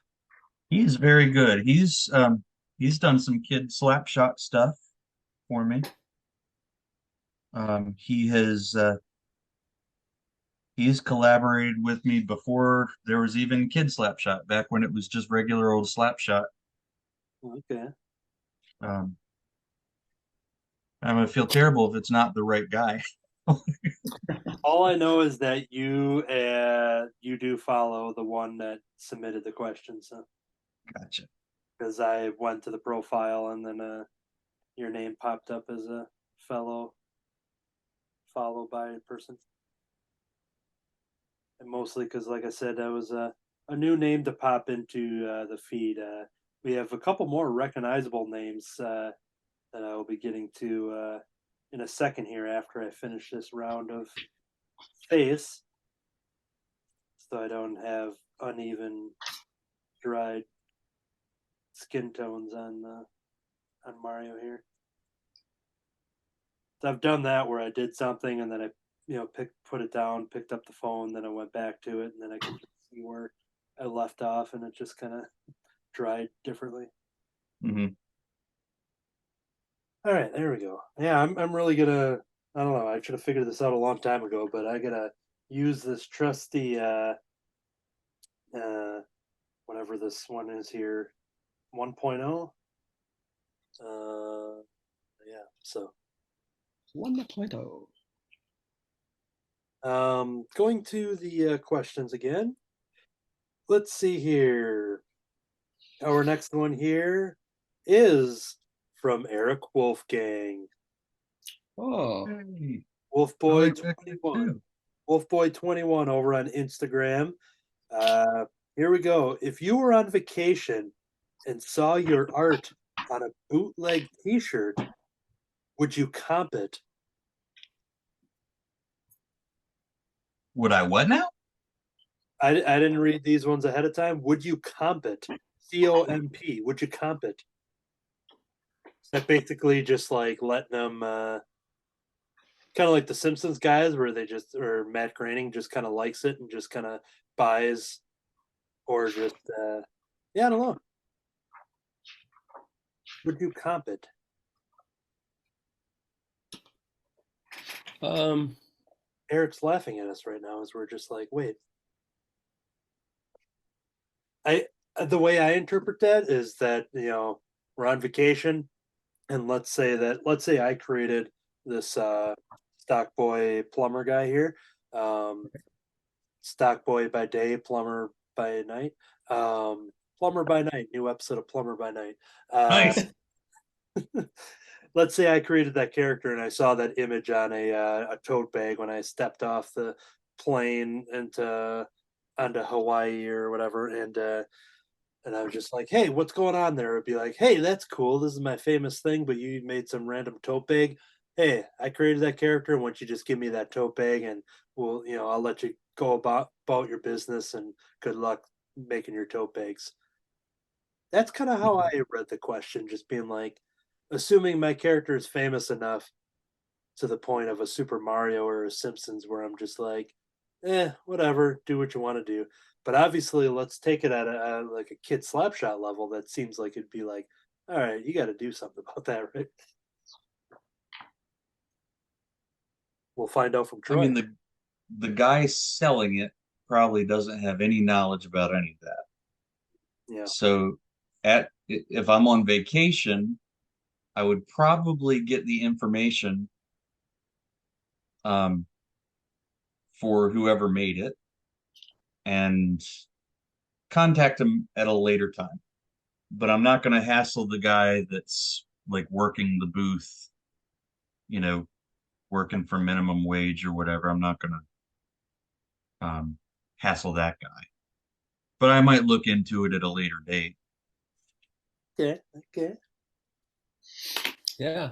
Um, I don't really have that problem because I don't have much of my stuff out there right now.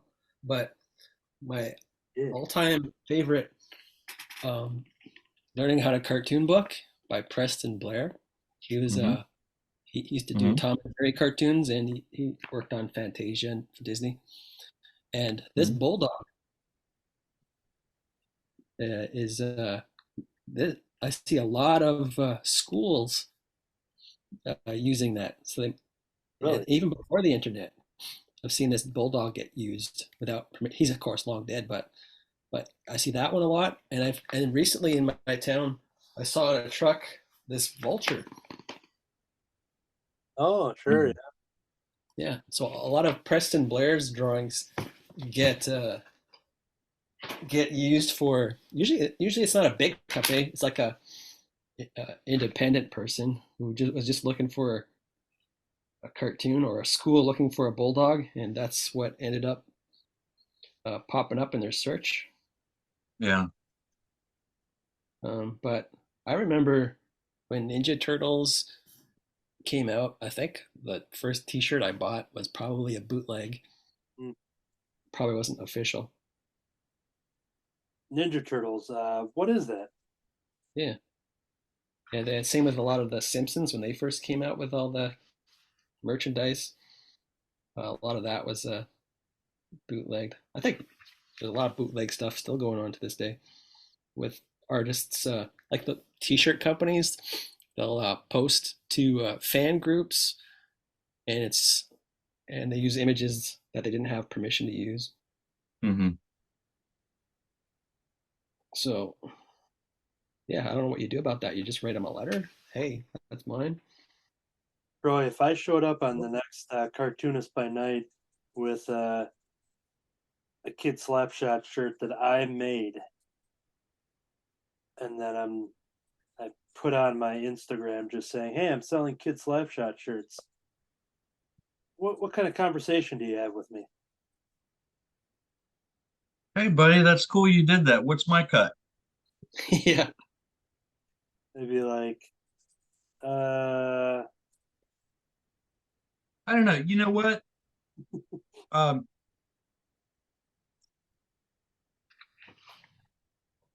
"I'm not doing it by you're in a means or in a way you're promoting my comic for sure." me. Are Yeah. you using your artwork? I haven't Or are you decided yet. using my artwork? I'll probably steal your artwork. That in this scenario, I've stolen your artwork. It makes it harder. Um, hmm, In this scenario, a made up scenario that will never happen. yeah, I can't see you actually doing that, but yeah, I know what you mean. What if I like the Gucci Nana, Art Baltazar, All Yeah Comics, Gucci Nana. You know, I gotten the permission to make the print of my Gucci verse and all that stuff. But what if I start showing up and making Gucci Nana bookmarks and T-shirts? Art would probably be like, "Hey man, hey man." Hey Probably man. that's how he would start it. But yeah, I could see that being not being like, "Hey, let's go. What are you doing here?" I've Yeah. I've told him to that he's got to just throw the image up on his Threadless shop, a Gucci image, because I would buy um, a Gucci Nana shirt, like any object that I can buy off his Threadless with the Gucci Nana. I'm like, I would buy that. So he's if Art is watching right now, this is a reminder that we had that conversation once before, and if you want to see some rapid uptick in sales for your Gucci Nana or your Threadless, you put the Gucci Nana on your Threadless.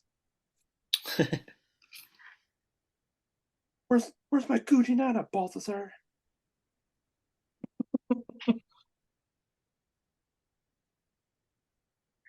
um, That's a pretty good impersonation of the critic there, sir. yeah, right. Isn't that what he calls it? The critic? Yeah, the Yeah, critic. yeah, that is correct. The inner critic. It's good stuff. Okay. Um, So yeah, I going guess with that same hypothetical though, if you had, if you're doing t-shirts and it's your artwork, like your Gucci Nana, Yeah, I feel different about it than if you're using my art. yeah. But yeah, obviously it's closer to home in that sense of you know it's different if I'm a stranger that's doing it. That's where you got to have that conversation, being like, all right, Yeah. what's going on here? But but at the I'm same time, curious if Eric Wolfgang has had this experience. yeah, is that why he's asking? ooh, he's looking for answers on how to go about solving an issue. Um, uh, when I drew the Happy Astronaut and a Kid Slapshot fan art, and I had asked all of you guys, being like, "Hey, can I make prints of this?" And I got the okay on that. Yeah. Well, there's a lot of artists that draw other people's characters, but they draw them in their style. So is that what you're talking about, Troy? Yeah. Yeah, it's okay. Yeah, I feel like it's different. You act like if you took a cover of one of my comics that I drew and started making t-shirts, Yeah. I feel different about it than if you do some fan art and make prints, you know? And then let's take it to the Simpsons level again. Let's say Kid Slapshot is the biggest character in the world in the animated series, and there's a trilogy of movies starring Ryan Reynolds or somebody. And um, let's just say it's the biggest known hot property, and then you run into that situation where your art is on some things. How do you react then when you've already cashed millions of dollars in checks on the property? You got Hard your to say without being that in that situation, but I guess I'm kind of thinking like if I've made millions of dollars on this already, let this guy make a couple bucks. I don't know. yeah, it's all hypotheticals. Yeah, but they're difficult hypotheticals because like technically it's illegal Yeah, and like maybe I should have a problem with it and I don't. Yeah, I don't know. but yeah, like you said, it's something that is very um, something that you're not don't have to deal with, so you probably don't need to think too much Yeah, into. but like so Matt Miller, he did he did a cover of Kid Slapshot to the Maddie comics, Right? and he did a really good job. He also did back when I was self-publishing, he did a major extreme thing for me that was so good that it influenced the design of Major Extreme. Oh yeah.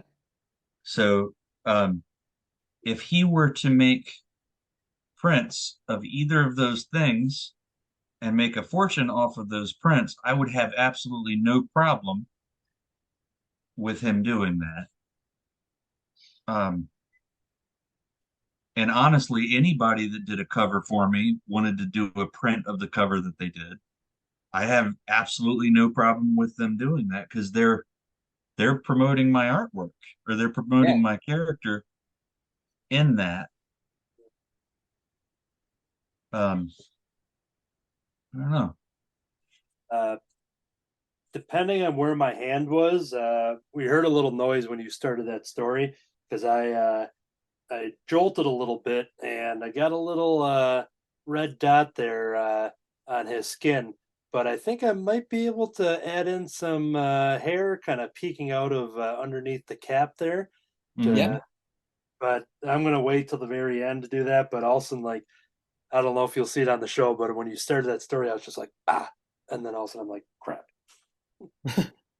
I'm glad that I'm not the only one that smears ink on this show. See, I never really have to worry about that. It's the first time I've ever had that kind of experience, and um, especially to be held accountable for it. How do you like it? How do you feel about smearing ink for the first time? You know, what I'm gonna do is I'm gonna add more red drops to his face and just make it a horror piece, and it's gonna be the scariest Mario Brothers thing ever, and he's just gonna be full of blood, and then everyone's gonna like it, and then Nintendo's gonna be like, you know what, you own this character now. Can we make product? Can we make video games off of your bloody Mario? And I'll be like, you know what? No, I'm suing you, and I now want control over Legend of Zelda and Pokemon. I want all the Pokemon money, and Ooh. I'm just going on a rant here, but I feel okay with it. Does Nintendo own Pokemon? Or I I that's just a name you came up with? I think it's theirs. Did not I know that. I I think I was a few years off, like few years, even though there's, can definitely be older people playing Pokemon. I think within my age group and the people that I was with and things that we were into, I think I was like 3 to 5 years ahead of or away from the Pokemon craze to like get it at a certain age to the point where then I'm just a crazy fan of it because I've never gotten into it at all. So Yeah, that's something that has been popular for a long time. Um, I know I've worked with kids for 20 years, and it's always been around yeah. in those 20 years.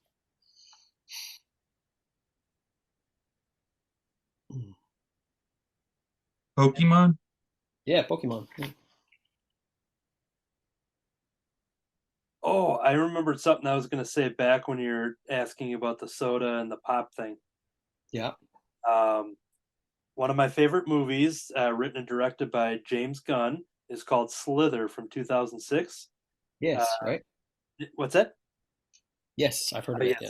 yes. Yeah. So Nathan Fillion, Elizabeth Banks, Michael Rooker, um, a lot of awesome people in that movie, and Greg Henry, who is an awesome actor that appears in a lot of things that I love. His character, he's the mayor of the small little town, and he has a flip out moment when they're all running from all of the creatures that are slithering towards them, if you will.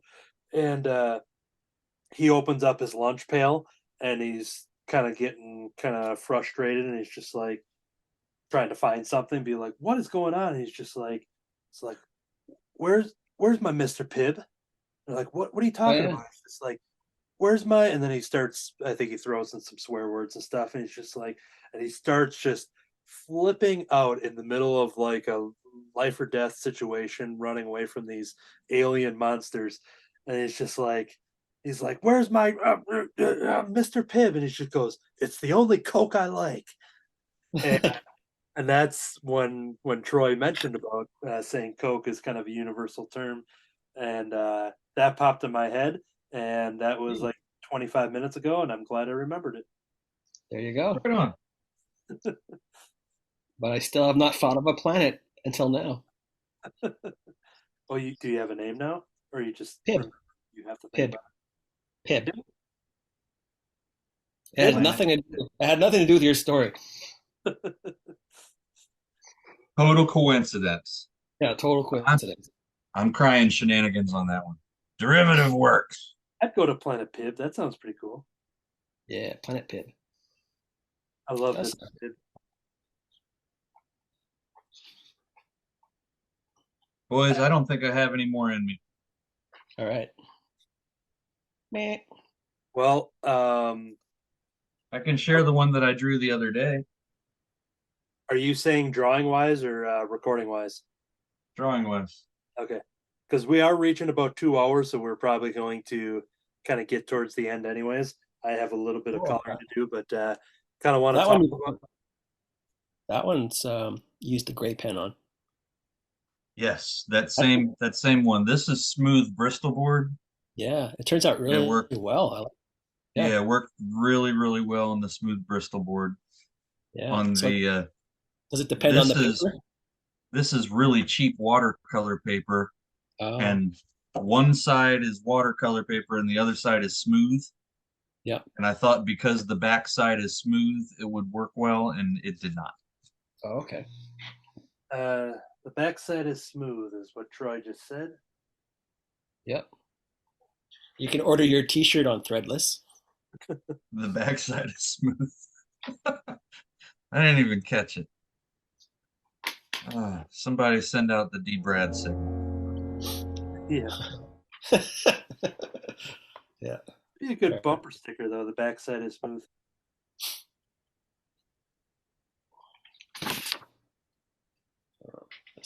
I held Sometimes my it, breath. yeah. I was doing the Franco thing where I end up holding my breath, like he always talks about how he holds his breath when he inks and everything, and it's just you're Oh just yeah. you're just concentrating, trying not to move. And I just found myself doing that when I was going against the white because I got the green and white Yoshi egg, and I was all of a sudden I'm just like once I was done, I was like, catching my breath. Um, well, I'm getting a good amount done here. You know, maybe I'll put some gray on this sketch cover. I can do that. For I those, accidentally dropped one on the ground. speaking, Uh-oh. are these covers, by the way, going anywhere? I will sell them. I haven't yet set up my online shop. I dropped this one on the ground, and you can't sell to comic book people damaged comics. You know how those people are, those comic book people. Not me though, so I know of them, but it's not me. 'Cause I was just saying, based on what we were talking about behind the scenes, and whether or not some things would be available at my table or not. But Oh, that's what I was secretly getting I, at. well, I was going to send you just blanks that you could draw on. And I threw that suggestion of being like, "Oh, if you had time for any," but whether or I not you think they would sell better through an online post or people in Madison, Wisconsin, that's obviously completely up to you. mean, Madison, I'm sure, is a fine, fine community. Isn't it a college town?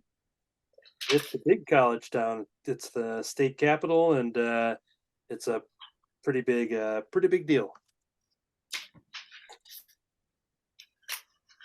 I go there for comedy shows. I didn't go to college, so I definitely didn't go to Madison for college. But I go there for comedy shows. They got comedy on State. On State Street is their big hullabaloo, crazy awesome. They a lot of awesome shops and events and organizations and flea market stuff, and I'm sure they do other parades and things like that stuff too. Um, but yeah, I've had Is good there time. a favorite show of yours that you've seen there? Ooh, well, probably takes the cake because of his unfortunate passing. But I saw Bob Saget there. Oh yeah. I saw him in Madison, so I was there first row for him maybe 10 years ago or so, and that was uh, that was a treat, especially when you come across people. And we won't get into details of the content of his comedy, but when people only know him from Full House, it gets pretty interesting when you are witnessing people. I was standing outside, obviously first in line, as I do, um, and that's what's called a callback, everybody. And Yeah. first in line, and then there was like an old couple. They were just walking by, just being like, oh, let's see who's playing here tonight, because I'm sure they have a lot of, they definitely do have a lot of awesome people. Patton Oswalt was just there, I think, for a weekend, and they get a Oh, lot Oh, of I big. love him. Oh yeah, he's great. They get a lot of they give a lot of a lot of names of all different celebrity fame and stuff, but in a small little comedy club room, they get a lot of people that love going back there. Um, but this older couple were just like, "Oh, Bob Saget's here tonight," and I'm just thinking, I'm like, I don't want to judge and just be like, do they know, the kind of he doesn't do his America's Funniest Home Video comedy, shtick, corny joke. yeah. But who knows? I've definitely been in crowds where there's 80-year-old people laughing at the raunchy jokes and stuff. But I just thought it was an interesting scenario, just being like they kept walking, but I would hate for them to find out the hard way in, Yeah. that his comedy is a little rougher than what you'd see on TV. I would love to see Patton Oswalt. I saw him in Milwaukee. That was probably another like 10 years, 12 years ago. And but yeah, that was the trying to think of the Madison one, that was Bob Saget was the first one that popped in my head, so I guess that would have to be pretty darn memorable. So then the other ones that pop in my head is the three guys from Stella. They're known from MTV's The State: Michael Ian Black, David Wayne, and Michael Showalter. A lot of the names there Yeah, with yeah. a lot of Are big they comedies. affiliated with that camp Yep, with show? Wet Hot American Summer. Yeah, that one. Yeah. That is my favorite comedy of all time. Oh yeah. Yeah, Did you those guys. did you watch the prequel series and the I've sequel watched series? I've watched it all. Yes, Yeah. ridiculous fun stuff. Yeah. But yeah, so I've gotten pictures. I've met all of them a couple times, and um, but they did a very rare show because that one, Stella was their spin-off group. They had a comedy. They had a stand-up comedy act with Stella, but then they would do it. Uh, Eventually get a TV show out of it that lasted just like a half a season or something. But very interesting comedy. That's not for it's very weird and off Yeah. kind of comedy, but I love all their stuff. And David Wayne, he did Role Models, and he works with Paul Rudd a lot before Paul Rudd was the Paul Rudd and stuff. So, Yeah. Yeah. Yeah. but yeah, so I saw Stella there, which was awesome because that truly is like a once in a lifetime thing where I'll probably never get to see that again. So even though they're all still together and perform together and all that kind of stuff, but seeing that trio in that specific time, that might be something of the past. I say that as the state is currently doing a very rare tour as an almost a completely whole group. Um, but yeah, anyways, I digress, is what they say, right? But I digress. Um, Finish. All right, I think I'm still doing good here. Getting into some really tight details, but I'm gonna jump over to and what I forgot to do. I mentioned how I do colored pencil shading on my finished pieces. That I forgot to actually do that for the first Mario one, just to kind of try to make the apron look a little worn and stuff, and something where I just take a black colored pencil and just color over it and scratch some lines in there and add some texture. I like texture. Texture's good. It is good. And once again, I'm getting to use the colored pencils that won't get ignored. I'd I, feel I, I appreciate you thinking about your art supplies and making them feel loved. Yeah, you really don't want a pencil or a pen that just doesn't feel appreciated in your house. It's not a good thing. I want everybody to get along and everybody to be happy. On that note, I think I have. Let me get back to the questions here, and we'll probably start wrapping up based on how long we've been recording. Because yeah, I do have. I'll go back. I'll go and check because maybe it'll be a speed round. Because sometimes that happens where I forget to check during the episode, and we get a bunch of people, and then I never get to those questions. Okay. My friend Chris, he goes, oh, normally he goes very comedic, so I would expect a very funny question, but he actually went very serious here. What's harder to draw well, arms or legs? Let's start with Troy. What do you, arms or legs, about what's harder to draw well? As I'm drawing arms. Yeah, I'm now looking at your screen. Yeah, looks like a I don't great. know. They're equally difficult for different reasons for me. I have lately um I I don't know where I saw it or why I started doing it, but I've lately tried to keep one side of the appendage straight. I don't know why. Just one side straight. Maybe it's from like animation. You see it in animation or something. I really don't Yeah. know. But it's hard. Um, I don't know. I don't know. I don't know how to draw, Anthony. I don't can't draw arms or legs. Equally as difficult to draw, equally as easy to mess up. So, how about Brad? Hey, Brad. Well, if I look at a lot of my old drawings, I would draw the arms way too long. So, so it's important to know. Like in some cases, that's okay. Like maybe if it's Start really army from.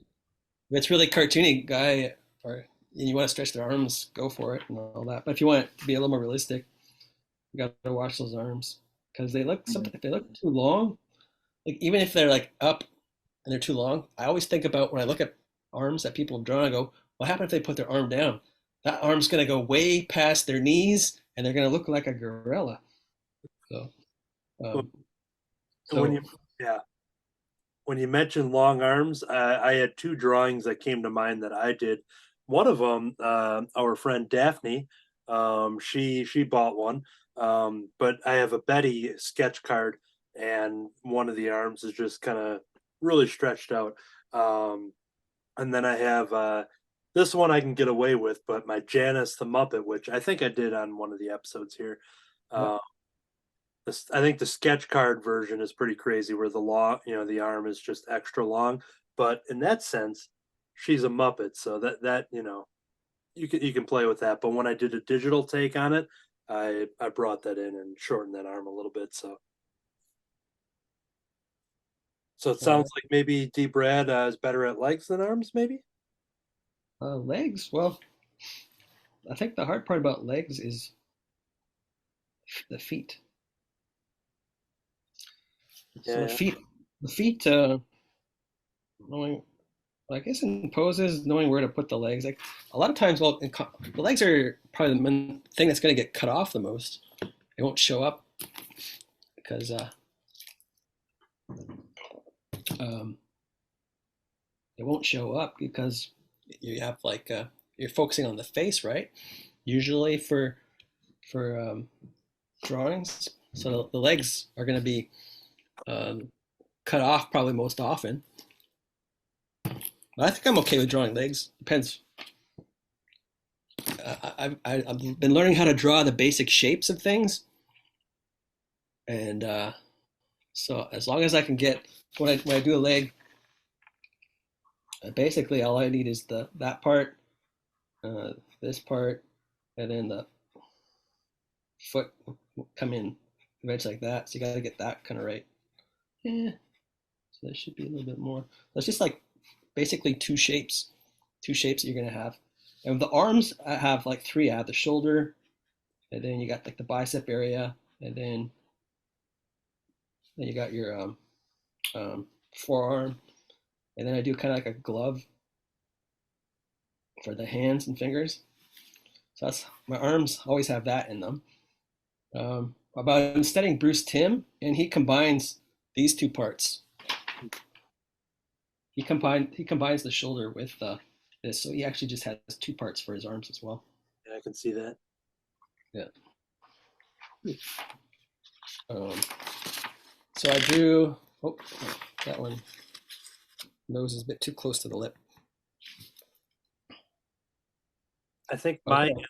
my answer to you know if they're equally hard or have their own advantages, and why not just draw a Goomba where you don't have to draw arms, and then the feet, you don't even have to draw legs. The feet are just there attached to this weird body. So I say only draw Goombas. Goomba. Yeah. It's a good workaround. I like it. Nice structure there. OD So that's my new motto. ODG, only draw Goombas. so in trying to figure out which one is harder to draw, I think I'm less happy with the legs Right. than I am with the arms. So I'm going to say legs are harder to draw. No real reason other than I'm less happy. All right. Well, Try to find I did it.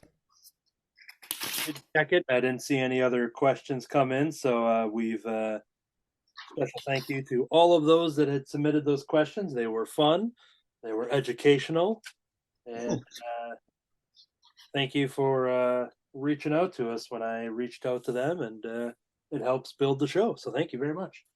Yeah. All right. So yeah, I think looking at my list here, I think that is going to about wrap it up. I want to give a special shout out to bevcam.org, which has been on the opening and closing of our episodes. My friend had was talking with her, and it's a local access television channel over in Beverly, Massachusetts, that our Oh, show gets aired on television later at night, cartoonist by night, if you will. So, oh, so just another shout out there. It's awesome just to have that opportunity for people to be watching this on their television. And if you are, maybe go over to YouTube and hit the subscribe button, like and subscribe. Our episode with D. Brad, the last episode, was our best viewed episode, and the numbers keep on climbing. It's either because D. Brad's awesome, or because we're cartoon ducks, or it's because of both. Um, but there's also if a it's good, cartoon ducks, then it's Europeans watching it. yeah. They love ducks, cartoon ducks. It's huge in Europe. Okay, another duck fact That's here. my theory. Strong theory. Strong theory. Um, So and you're European, huh? You like the duck? You like the Yeah. duck, huh? Hey, like a duck. we also got a comment in response to our first Cartoonist by Night ad in a comic book. So the Santos Sisters Halloween special. I will hold it up right now, but it's does Troy have it? I don't have the Halloween Oh, special, but I have a Santos sister. nice. So to show people what Santos sisters look like. That's cool. It's like, um, I love it, old style. Yeah, they're really, really good. When I first saw it, they were selling 10 packs when they first started. And Really? I got a 10 pack and was just kind of giving them out to people, like friends of mine that did cartooning and stuff like that, because I thought it was so good. And this is the only one I have left. So I Wow. gave away 9. Oh, it was 10 of the same comic. Got it. Okay. Yeah, yep, 10 of the same comic. Yeah, there's maybe 5 or 6 issues out there. They just released a Halloween special, which we were able to submit an ad for. Oh yeah, Comics in beautiful downtown Skokie also placed an ad in that issue. So if you Oh, want to, find those copies and ask your local comic book shop, your preferred online retailer, mine is going to be showing up shortly. So I haven't seen it in person yet. I designed the ad, but we did have somebody who saw the ad and told us, being like, "Hey, that was a fun show. I saw your ad in Santos Sisters." I'm like, "Hey, it worked." So thank you to that person and anybody else that maybe chimed in, and that was maybe part of the the extra bump in views. So once again, I have a convention December 10th, 1 day convention in Madison, Wisconsin. Poster prints, original arts, ranging from 4x6 drawings to sketch card drawings to $1 fun kind of cheaper, quick drawings, and some bookmarks that I showed off there. And I'll be having copies, reader copies of Kid Slapshot and Happy Astronaut on the table to help promote the gentlemen here on this show and promote their work and have people check out this very program. So it's a lot of fun to talk about Troy and Matt Rogers and Matt Fife when I'm out there on the con circuit, being like, look at all of the awesome stuff that my friends do. They do this stuff. I do this stuff over here, but look at, like, this is published work, published reading. So it's great to share that to the world. Yeah, and then anything else that had come out from the Mats and Troy and everybody, you'll see in the slideshow at the end. I've been having the recently released comics little slideshow. So thank you for anybody who is possibly a new viewer. Hit subscribe if you can. That way you never miss an episode. And go back and check out. We got like another dozen or so episodes. A bunch of different topics. Oh yeah, comics, Teenage Mutant Ninja Turtles. We have a Jack Kirby episode. We've done so many at this point. I'm trying to remember other ones that we did. Happy Astronaut, we've done that. So yeah, a lot of fun stuff on this episode here. D. Brad, thank you once again for answering the signal that we put out in the sky. Yeah, Right away, you're just like, "Yep, I'm there." I'm like, "Cool, thank no you very problem. much." Yep, great to have you here. And Troy, anything that you want to say? Because now at the end of the year here, you don't have any more convention appearances, I assume. So That is correct. No more convention appearances. I am in the writing stage of some more projects. Oh, So fun. not approved and or announced. So I really can't say anything other than I'm writing, and it might be something to go in the garbage, and it might be something that later on turns into something. So we'll see. It just depends on what the publisher says when he sees what I'm writing. cool. All right. Well, that is going to do it then for another episode of Cartoonist by Night. And the only reason why I know that is because if I look over here, I happen to see that the sun is coming up. Unlike last episode when I said the sun is setting, because I saw that in editing, just being like, "Yep, I made a mistake in the last 5 seconds of the show." So the sun is kind of coming up, and now I'm screwing this up. So that just means it's time to get back to our day jobs. Goodbye, everybody. Bye-bye. Bye, everybody. Bye. Okay, love you. Bye-bye. Okay. And dun dun dun dun dun dun dun dun dun dun dun He dun really dun. did leave. Oh, he did. Um,